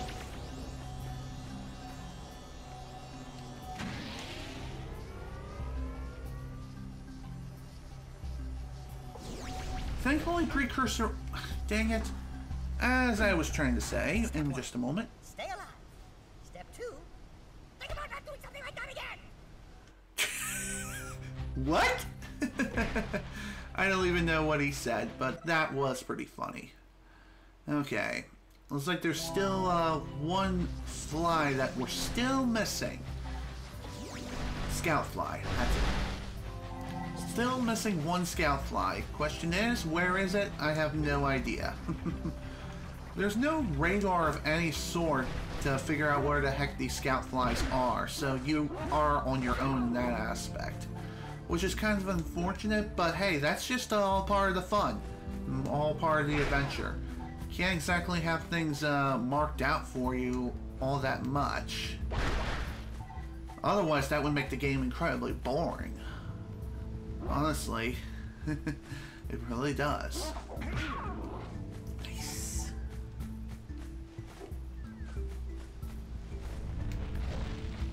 Hi there. As far as where this last scout fly is, I just said that, dang it.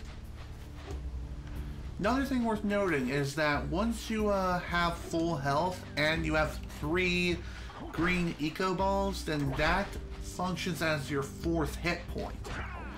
And so if you collect any more, then no more can be added to the counter until you take a hit. So that's something I feel like throwing out there. Okay, so apparently this super jump that I've kind of been doing, if you time your jump just right, like just after you finish your roll and dismount onto the other side, you'll be able to jump really high into the air, like right after.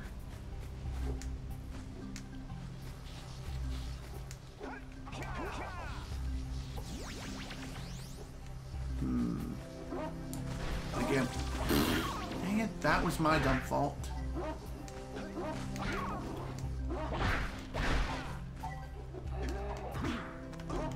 Dang it, dude. Get off of me. Jerk.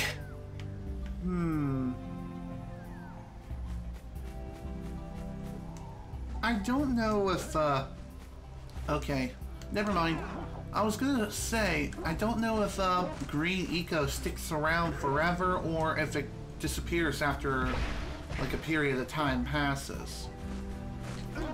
And basically my question was already answered.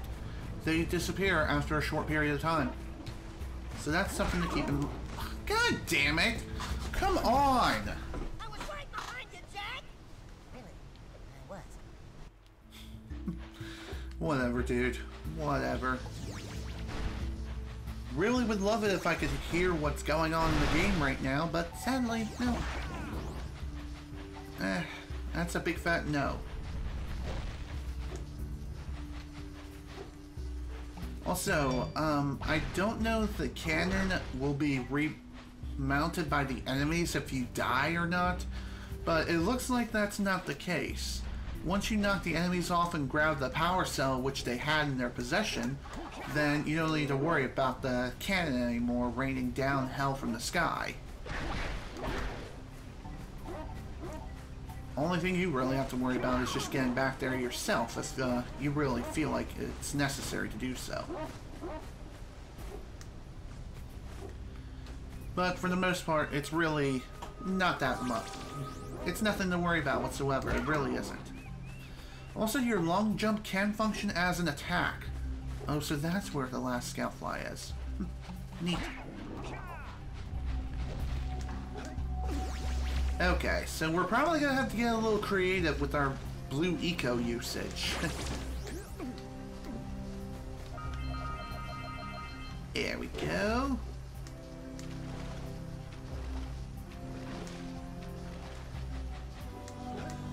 Alright, let's try this. Maybe this platform will be enough. And yes, it will! Excellent! Come on, up we go. Thank you, game. And that is level complete. Buzzing. Okay, well, we're not completely done yet. We got all the power cells, but we're still missing about 11 more precursor orbs. So we still have quite a bit of exploring left to do. Again, the question is, where are these precursor orbs? Like I said, there's 11 left. So if I have to guess, they're all lined up in a row with a pretty pink bow somewhere. They're probably someplace I haven't really looked at yet. And the underside of these structures look like a good place to put precursor orbs, but looks like there's nothing here. Oh. There we go. There's some. Up we go. Alright, that's 6 of them, so only 5 left.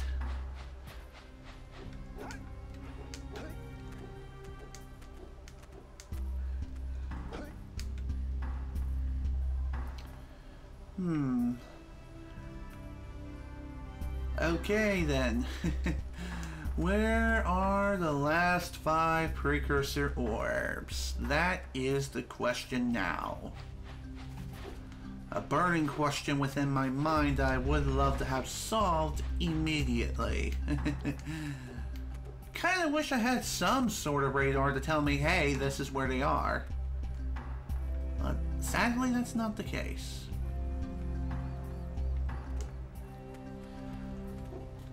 So, once again, forgive me for running around like a headless chicken. I want these dang precursor orbs.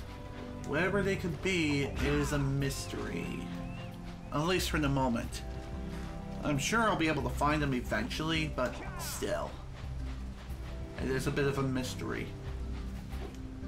I know one thing I could do is just pull up a guide that says, hey, this is where the precursor orbs are, so it's worth taking a look at there.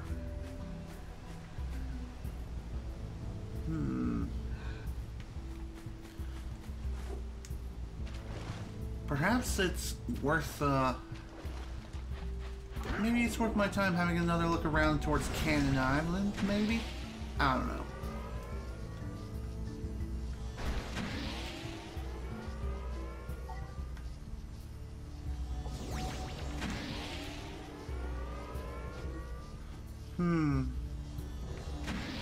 I thought my door was opening up, like, Mom was gonna come in.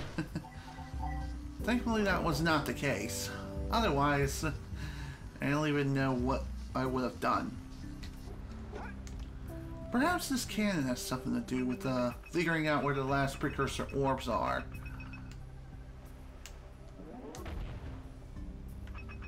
I doubt it, though. It doesn't really seem like it.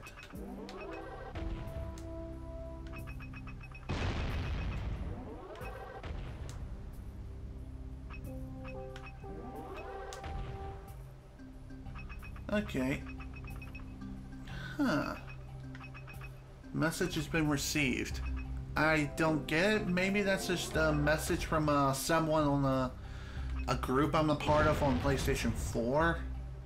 I don't know, but apparently the messaging system between PS3 and PS4 are the same and they share the same inbox. So anything that occurs within the group also appears to be the case, be a part of the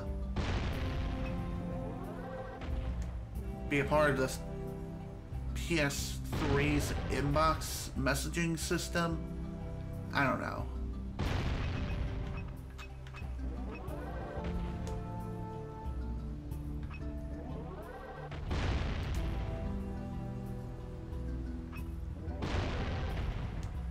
Okay, it looks like that was just a green eco.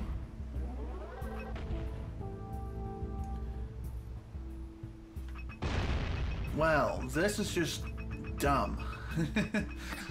Shoot.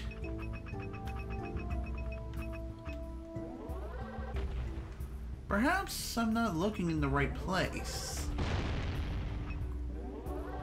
Where haven't I gone to yet that there's still worth looking around?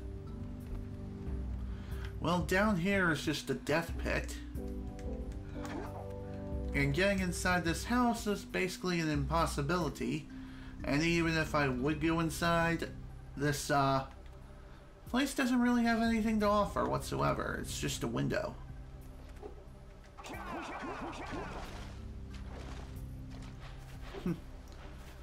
Alrighty then.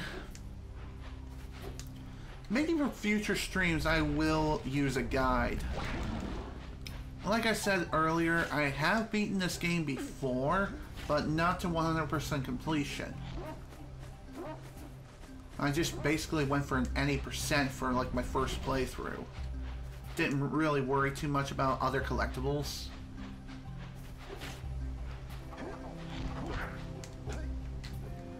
Perhaps... Wait. Oh. They're just flowers. Oh, screw you. Stupid dog, you made me look bad. I don't even... Damn it. I don't know if I've actually been over towards the far right-hand side of the island yet. I feel like I have in order to do something. As far as what, though? I feel like it has something to do with the egg that I hatched earlier.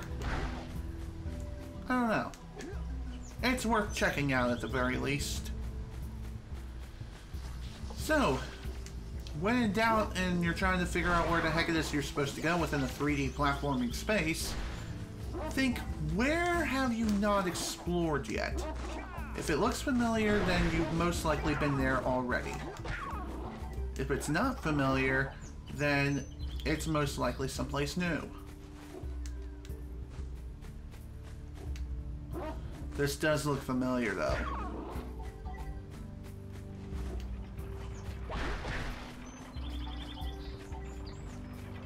And I probably could have gotten up here much more easily with that lift. Dang it. Dang, man, these freaking orbs, why are they so well hidden?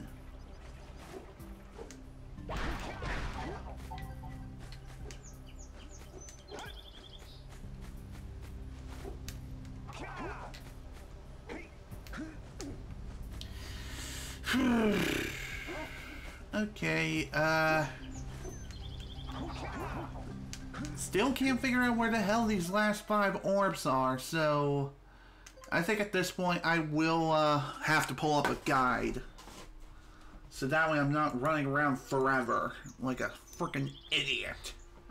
So screw this. Game FAQs. Here we go.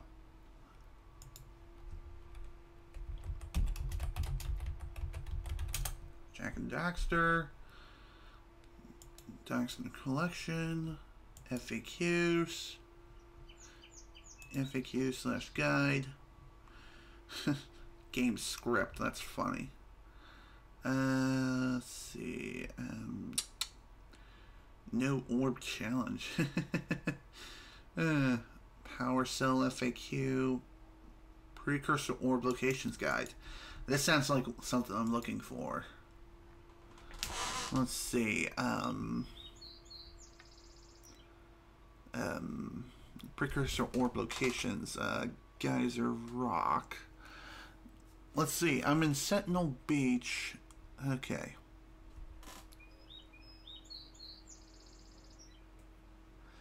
Okay. Right at the beginning area.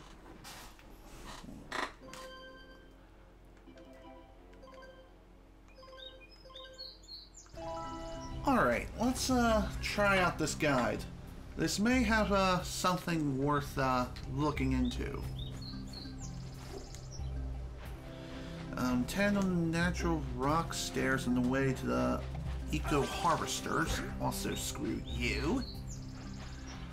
I think the eco harvesters are those weird things that we unclogged before.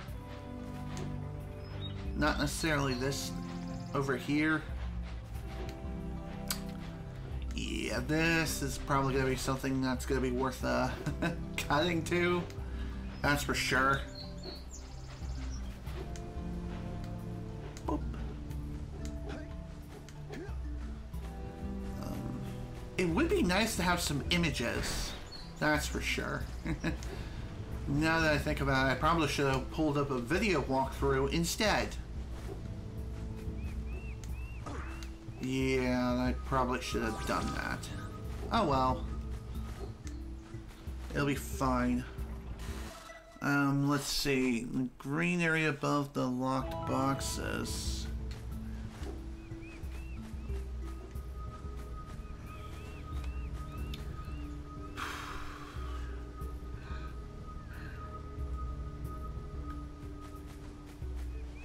Okay, maybe I missed some of them that are located like underwater. It's always possible that I did.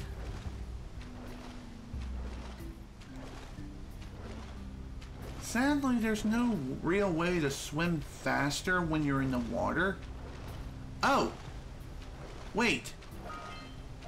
Are these it? Yes, they are! There we go, that figures. The damn precursor orbs were hidden in the frickin' waterfall. God damn it. I can't believe that took me so damn long to find. That's so stupid. Well, good news is we're only at the 2-hour mark. So really, it's not too bad. Again, for future reference though, for the next play session of this game, I am definitely gonna probably try to pull up a video walkthrough of the game and figure out where the hell the precursor orbs are located. Maybe. But anyway. Hurry up with those power cells. I'm waiting at the head of Fire Canyon, at the top of the cliff behind the farmer's house. Okay, thanks. Why do you feel the need to tell me that? I mean, granted, I know that that's my next objective, but I still want to explore quite a bit first. There's still the matter of using this boat to return to Misty Island, but there's also the matter of the missing power cell of back in the Forbidden Jungle of unlocking the Eco Geyser. I feel like I've done that already, and yet I was not awarded a power cell. Maybe I'm supposed to talk to the Green Sage again in order to get the power cell for that location? I have no idea.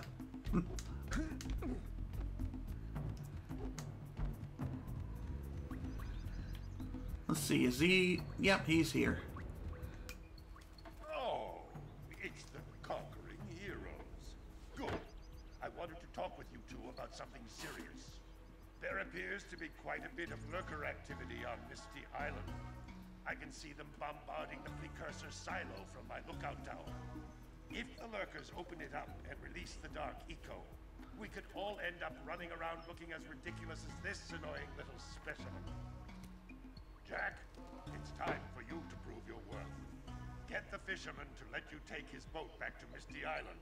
Get to the top of the Precursor silo and take out that cannon. And what about me? You? Why don't you mop my floors? They seem to have lost their shine lately. Okay, and Cameron, hello and welcome to the stream. Thank you for the follow. Highly appreciate it. Sorry I didn't greet you as soon as you got here. The reason why I didn't was because I was in the middle of a cutscene and I kind of wanted to listen in. But anyway, thanks again for the follow. I highly appreciate it. I honestly do. I really, really do. It is really well appreciated. Back already? And without fixing the eco beams? Your village needs you, boys. Still have not fixed this thing, huh? Dang it. And again, still need to figure out what the heck it is. I still gotta figure out the mystery of the frickin' jungle, the Forbidden Jungle power cell that I'm still missing. It's quite a mystery indeed. Okay. Next thing we're going to do is, first off, not necessarily try to go for an unnecessary swim, but rather, I believe what I would like to do is just pay up 120 Precursor orbs that I have in my possession to get one of these. For your gift, another power cell is yours. Thanks, man. Kinda wish you would give me the other one for free too, but I guess Precursor orbs are just that bloody important.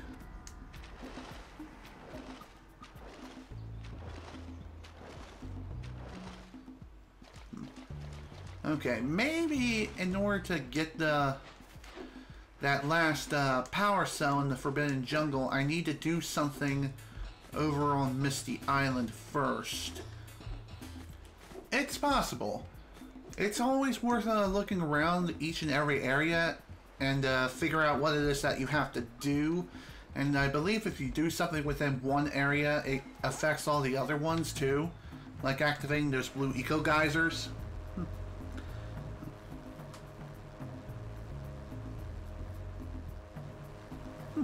Oh, you're welcome. You're welcome, Cameron. I'm glad to see that, you know, I'm happy to make someone's day today.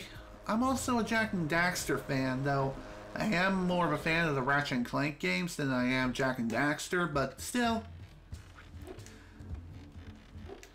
I do like Jak and Daxter, don't get me wrong. This place gives me the creeps. And trust me, it's a whole new experience when you're covered in fuzz. Anyway, welcome to Misty Island. Within this place, we'll have stuff. What kind of stuff exactly? Basically, this is the location where Daxter kind of, he kind of transformed here. And once again, 150 power, not power cells, but precursor orbs are located here. And within this place, we'll encounter some new enemies. I see the sculptor's muse. Oh, hello. We also have one of you. Chase it. And try to catch it if you possibly can. I believe after you follow it a certain distance, then it will stop allowing you to catch it. Catching one of those monkeys will, I think, produce a power cell. I could be wrong in that regard.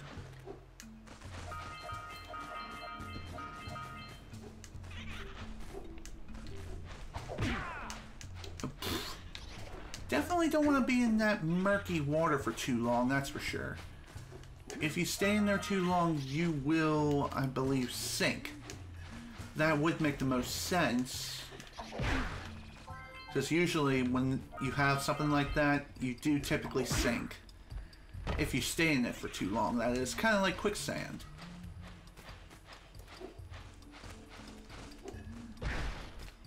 Wait, what? Did I just touch the monkey? Because I don't think we'll make it back.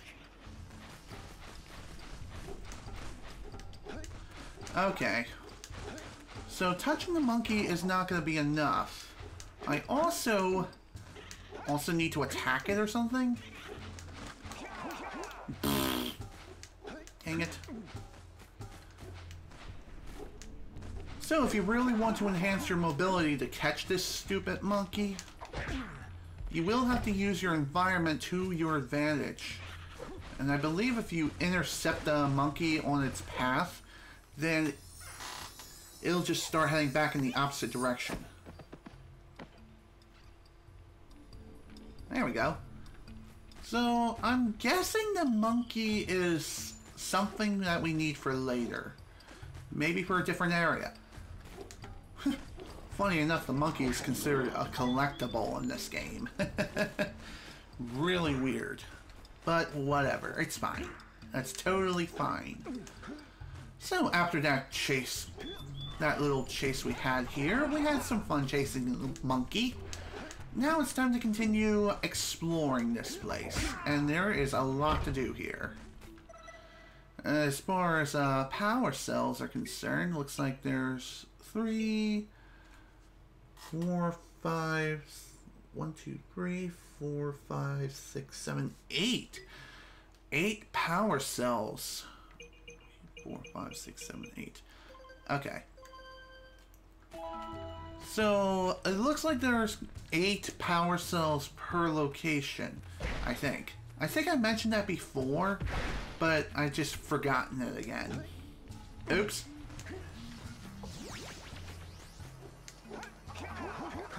Yep. I wonder what this will even be used for. Guess we'll find that out. Maybe not necessarily right now, but...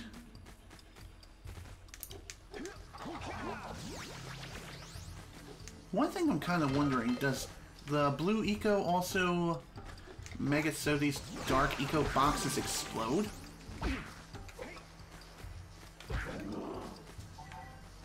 It does not. Doesn't appear to do that, so that's good news. Ow! Jerk! Oh, hello, what do we have here? This is red eco. Red eco makes your attack stronger. Cool.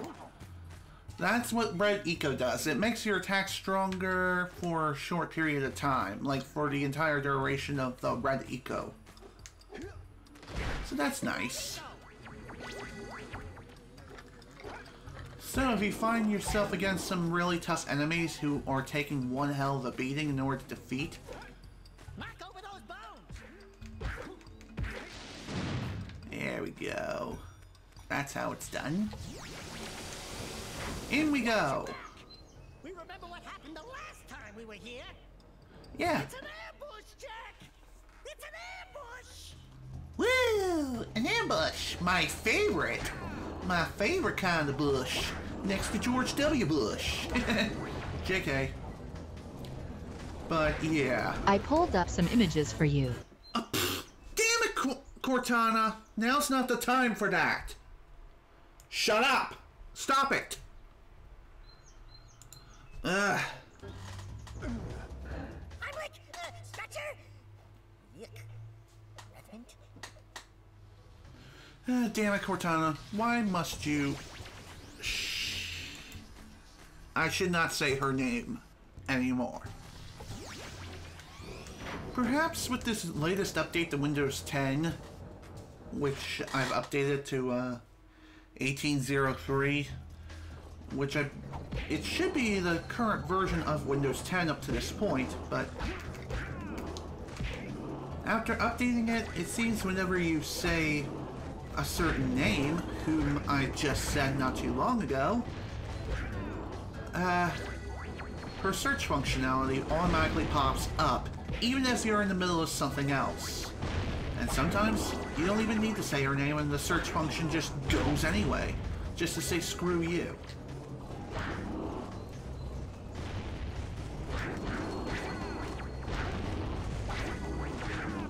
There we go. Everyone's dead. Pretty much. I do believe that we need... Let's keep you out of the ooze, okay? So, here we are, folks. The Dark Eco Pit, where it transformed Daxter into his current form. Whee! That's funny. I was wondering if there was some sort of trophy that involves power lunch. Maybe that was it, the trophy for jumping into the Dark Eco Pit. If you jump in and kill yourself, then I think you get a trophy for that.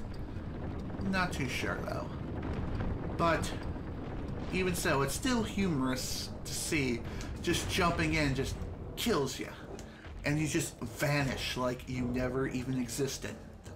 Kind of like having a destroyer from Dragon Ball Super wipe you off the face of the earth with just his fist that says, your luck is run out.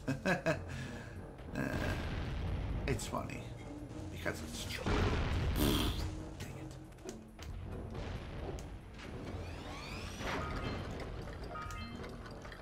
Hello there, boys. You ready to party? Because I sure as hell am. God damn it. Well, that didn't quite work out. I'll say something really teary at the funeral. Like, how am I gonna get chained back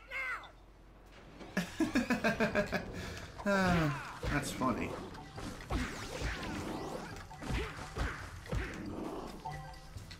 Okay, apparently there was a precursor orb there that I completely missed, or I must have attracted it to me. Either way, still nice to see. I don't know if the red eco allows you to bust open metal crates. I never really got around to trying it. But if it does, well great. I could have busted open those metal crates from earlier, but sadly, I can't do that now. It's really unfortunate. But there is a cannon around here, so we should be able to confiscate it and use it for our own personal gain. Sometime. Hopefully soon.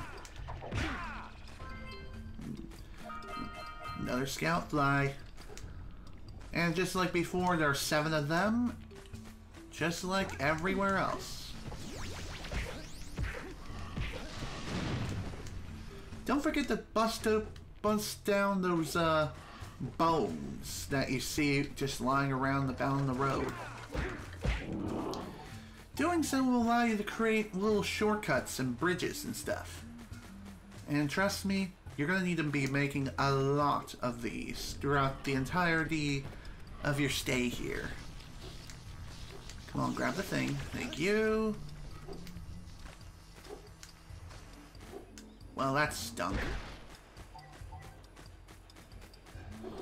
sure we'll be able to find more blue eco somewhere around here. Is it me, or does the regular punch seem kind of finicky?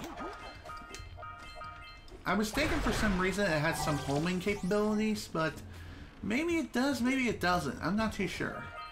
I guess it just depends on how you use it. Oh, of course. Can't forget about that, that's for sure.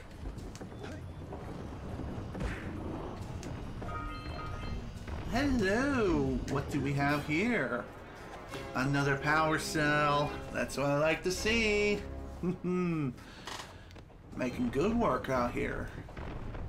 Good, quick work. Looks like there's something over here that's worth exploring. Uh-oh. Hello! A hover bike! Let's use it. Using the hover bike is pretty simple. Just hop on, and if you want to drive forward, push and hold the X button. There is definitely a point to using this hover bike here, and that's just collect a few precursor orbs that are floating around in the water. Just, you can't really swim in this for too long. If you do, well then, unfortunately, a big fish is just going to appear out of nowhere and completely murder you. Anyway, our main point, the main reason why we're using this thing here, is to not only collect the precursor orbs that are just floating around about, but we also need to take out these blimps. In order to take them out, you need to drive into either one of their mines, which is ill-advised, or drive through the middle where the pilot is located, which is what you have to do in order to get your just reward. Thankfully, the speed on this thing is pretty dang good. But after taking out all the blimp riders, a power cell appears for us to collect, and another one added to the collection. Sweet. Excellent. Pop goes the lurker. You stopped all the mine-dropping lurkers. They've been threatening the waters around our village for weeks. Bring your zoomer back to the transpad, and I'll teleport it back. Okay, well, thanks. I really don't want to teleport it back just yet, because I still have another power cell to pick up.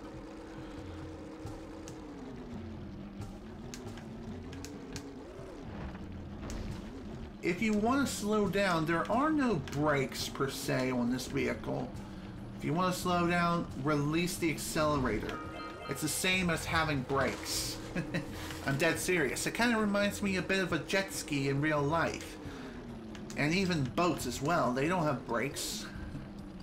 I've actually driven a boat before. It's quite fun. Granted, I was a really young kid when I managed to drive a boat. But I was supervised by my stepfather, my late stepfather, at the time that we owned a boat. But even so, it was still fun when we had the boat, but eventually we had to sell it. I think just to make ends meet or something. I can't quite remember the reason why we had to give up the boat in the first place, but still.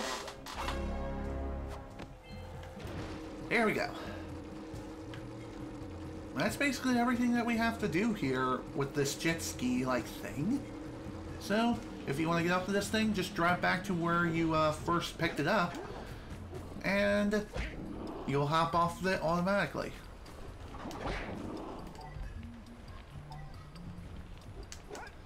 Would be nice if I had some additional health right now.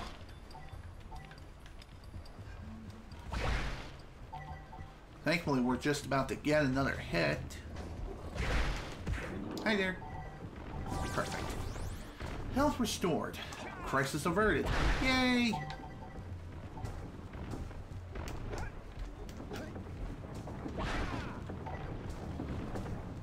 If you see a bunch of those radioactive boxes around, be careful with your movement. Ow. And try not to get yourself caught in between a bad place. Okay, that was pretty funny. Also, what the hell? Clearly I hit him, but apparently not in the right way. Don't know what that was about. Thankfully, though, after hopping off the bike, it did mark a checkpoint for us, so at least we're not that far back. So, let's play another round of Donkey Kong, folks. Jak and Daxter edition, too.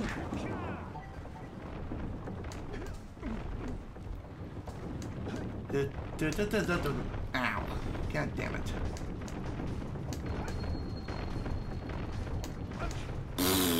Damn it! Come on! I clearly jumped that.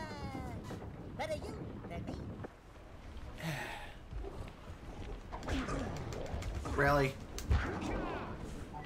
Every time I spawn, I always get hit by the same asshole. Over and over. All because he's on a ledge higher than me. That's a load of bollocks.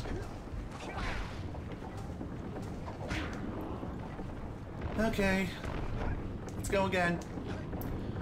Jumping over these things is not that hard. It's just, for some weird reason, the hit detection on these things can be a bit finicky. So, if you really want to guarantee that you're going to jump over the barrels that are just rolling around on the ground, double jump. Just don't jump into the ones that are just bouncing in the air. Please. That's not good for your health at all. Excellent. Giant Eco Orb. Always nice to see.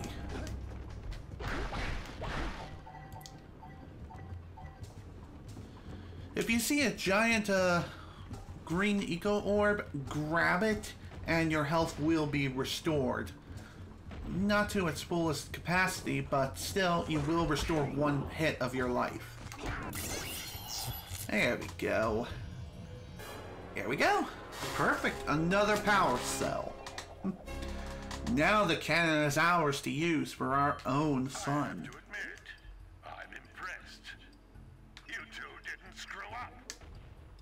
Now that the lurkers can't open that silo, they can't flood the world with dark eco and cause untold destruction.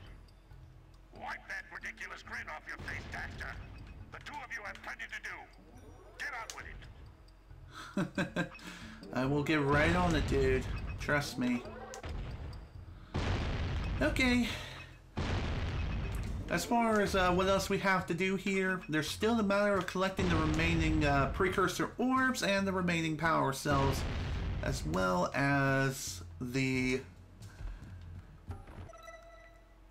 last scout fly. So far, it looks like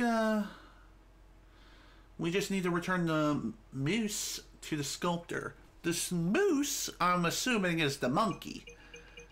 And there's still one more power cell out in the open somewhere.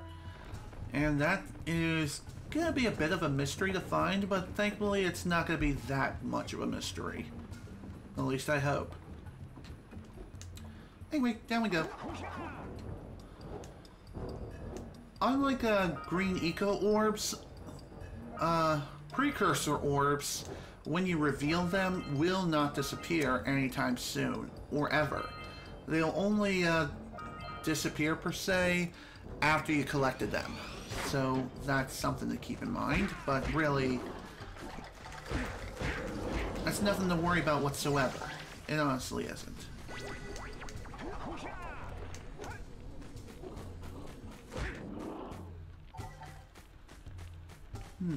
Is there something else over here worth noting? There is. Oh, hi there. Screw you.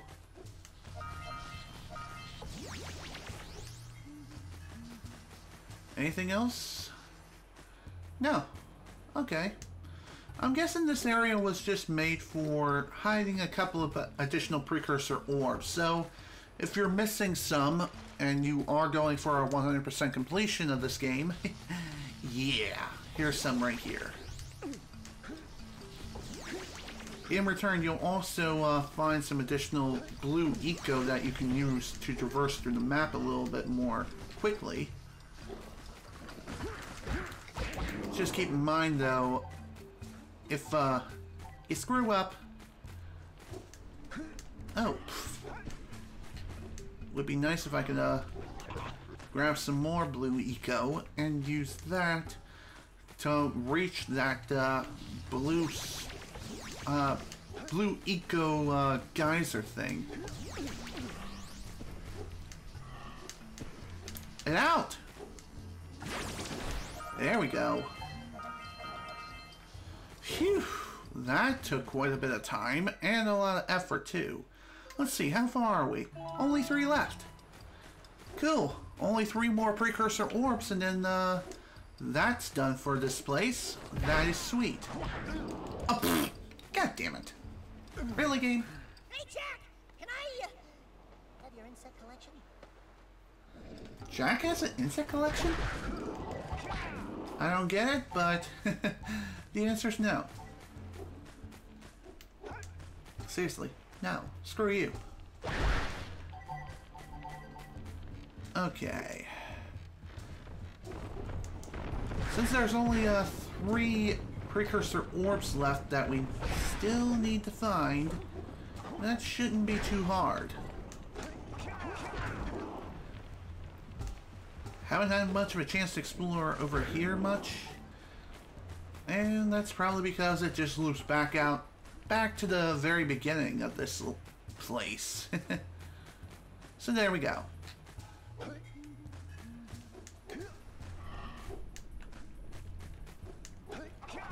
Yep, we're back at the beginning. Welcome back, everyone. Welcome back. Whee! Oh, there's the power cell that I'm missing. Hello.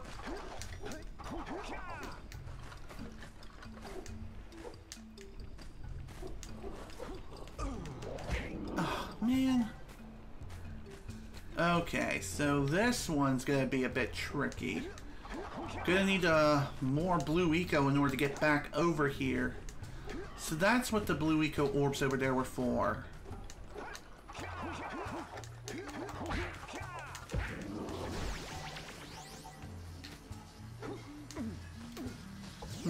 Kinda wish these blue eco orbs would allow you to jump higher too. Thankfully, I do believe if the blue eco runs out, then any blue eco orbs that you found will instantly respawn in their previous locations. So if you got in a bad start like me and got completely screwed over by bad platforming, then don't be afraid to just let the eco run out and then just grab it and start again. Oh yeah. 30 down. Excellent. Now then, there's still the matter of the 3 missing, missing precursor orbs. Yep. And there's still the matter of the missing scout fly too. One other thing worth... Dang it. While you're down there, could you rub my feet? There is one thing worth noting, and that is, as you die more and more often, the quotes do have a tendency to repeat themselves. Though not necessarily back to back, they still repeat themselves fairly often. So, back to what I was saying before. Shoot, what was I saying before? Sadly, I can't remember at this point. Wow, that's funny. Green eco just floating in the air.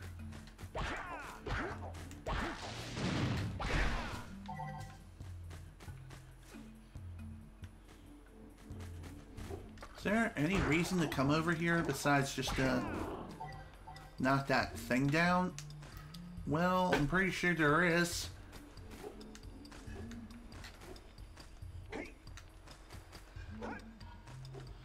I guess just to make a little shortcut, but it's not really much of a shortcut. You can easily just get back to where you were by not long jumping, but rather high jumping back to the platform. Ow, god damn it.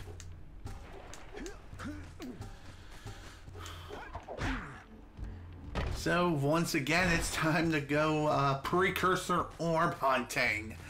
Oh, Lord have mercy. My butt is starting to kill me. My voice is starting to... More or less my throat's killing me because I need a drink.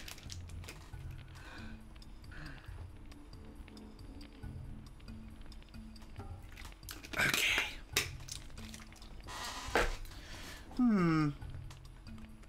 It might be worth investigating back in that one area with the hovercraft. I might have missed something there. It's worth a look at the very least. I might have just missed something out of the blue. It might be very well hidden, like in a waterfall or something. It's possible.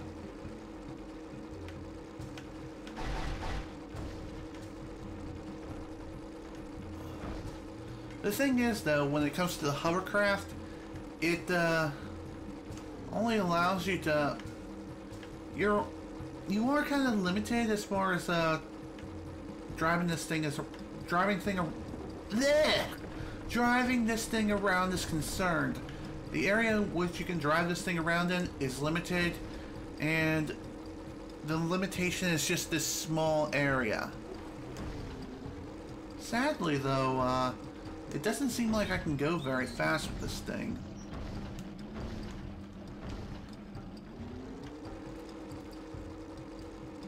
And I don't think that the accelerator is pressure sensitive. Oh, so that's how you jump. When you're driving around in the hovercraft, you can jump by pushing either L1 or R1. Doing so over gaps will allow you to traverse them. Will allow you to traverse them with ease.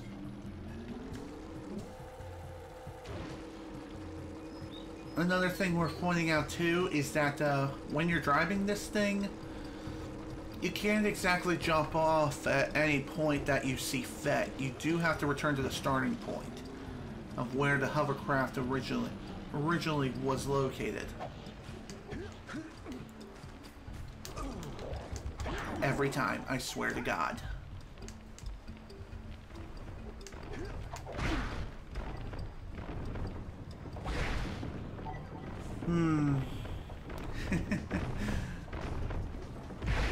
Get used to not only dying a lot, but...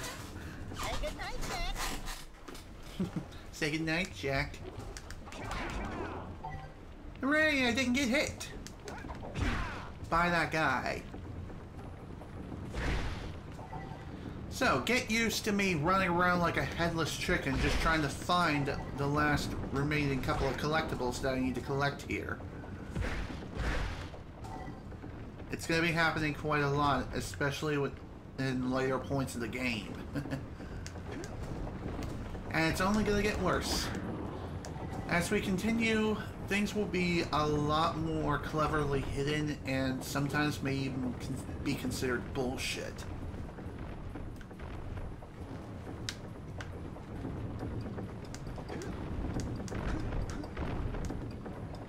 Hey, Donkey Kong, are you okay?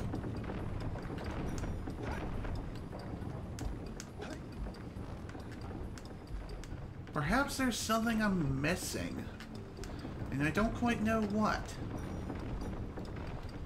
Anything in here? No? Okay, this just leads back out here, so this is just part of the hover course. Well then.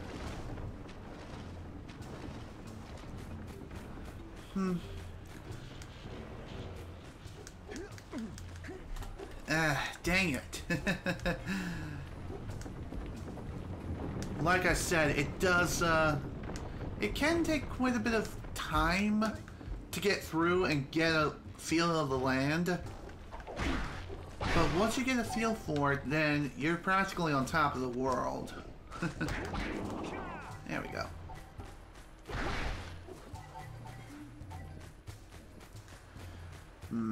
Anything over here? No.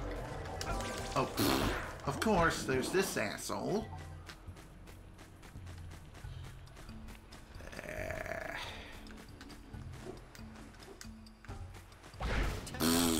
Nice. Did not mean to do that.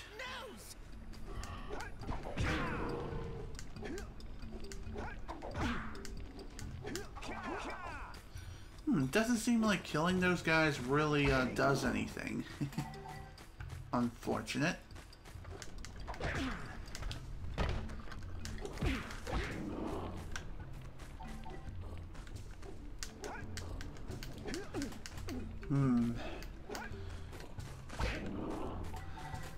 Like I said though, these collectibles can be really, really well hidden. And most of the time they're not really out in the open as you would expect them to be. As stupid as that may sound, it's true though.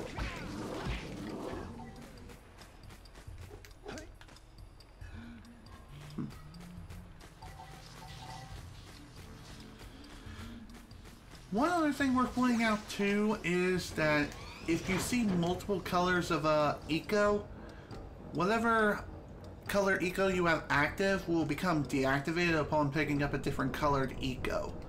So that is something to keep in mind as you're going through this place. Not only this place, but all other levels too that feature multicolored eco.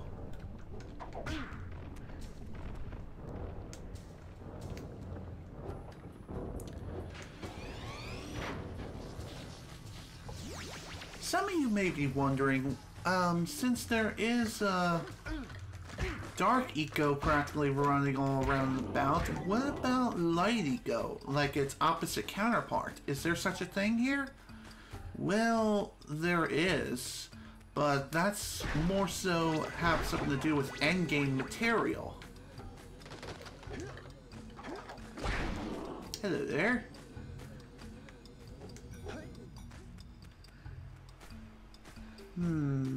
I believe if we fall down there, we will die? Maybe? Then again, maybe there's water?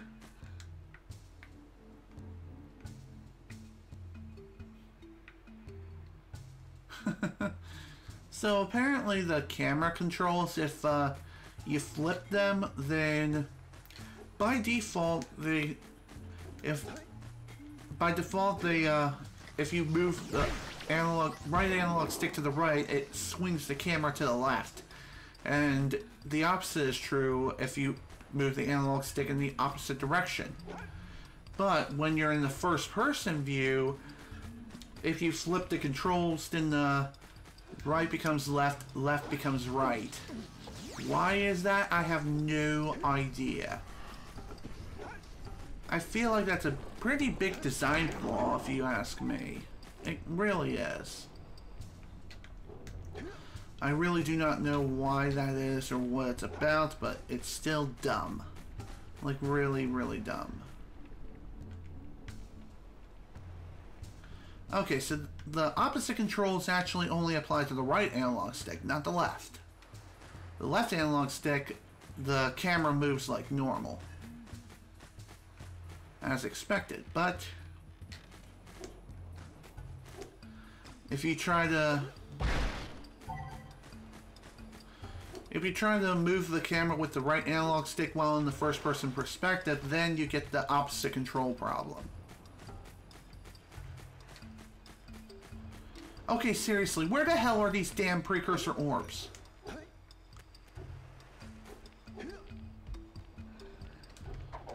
I know there's 3 left, and they should not be that freaking difficult to find.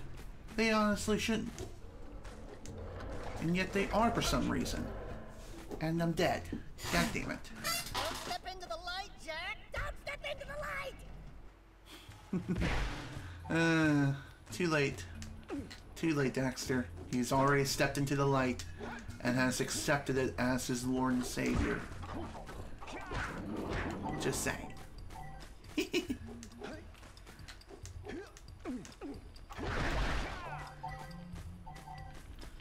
Okay then. So once again, I really don't know what else to do.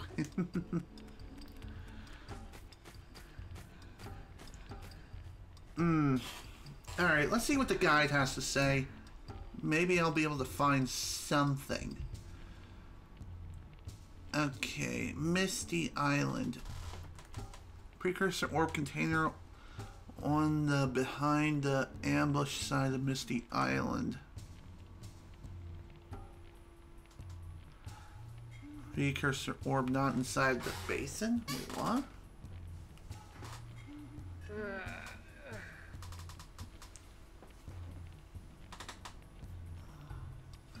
Last 32 are inside the basin.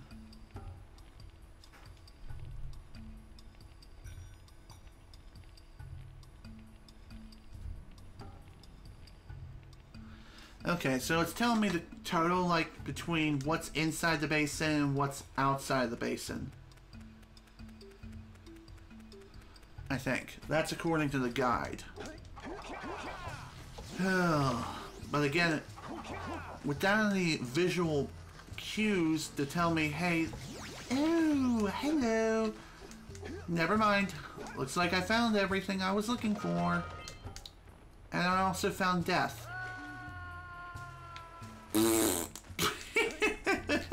Well, that was a pretty hilarious way to die.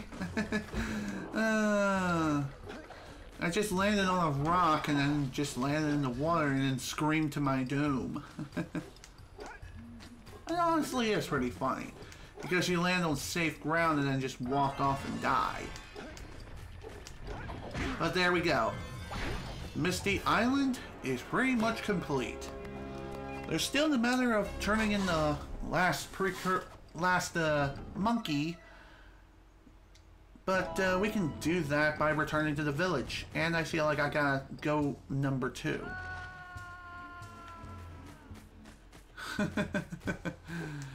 Here's a little fun fact for you. In the original PS2 version, whenever Jak is screaming to his doom, the sound cue is interrupted whenever Jak respawns. Apparently in the PS3 version, that's not the case. So maybe that interruption was a glitch in the original PS2 version, but was fixed in the PS3 version? I don't know. I don't know for sure. But either way, we're pretty much done. We're done with Misty Island, and I don't think we even need to go back there ever again.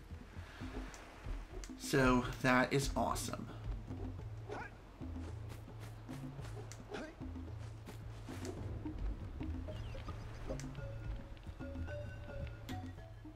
Back already?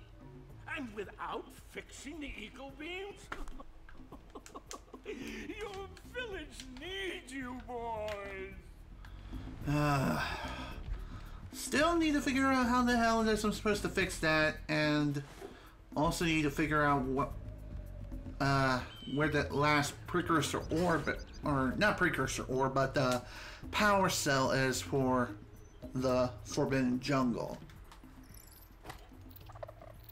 Oh, my muse! You saved her!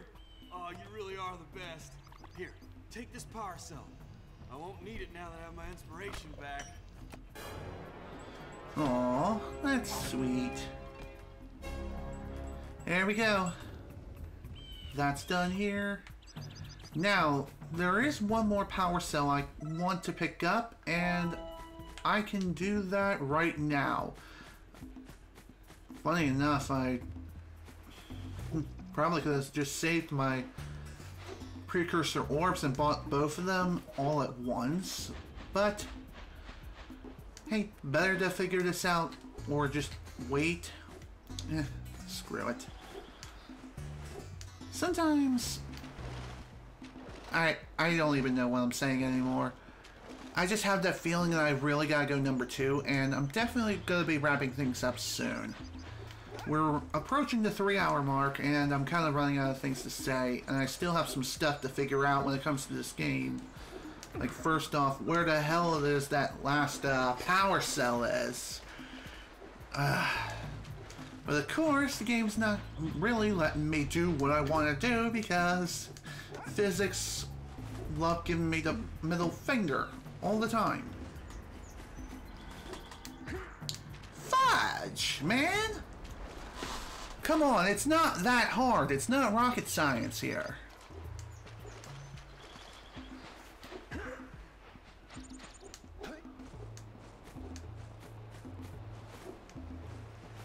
Crap, crap, crap, crap, crap. There we go. You have proven yourself worthy. Here is a power cell. Excellent. That's that. That's the power cell.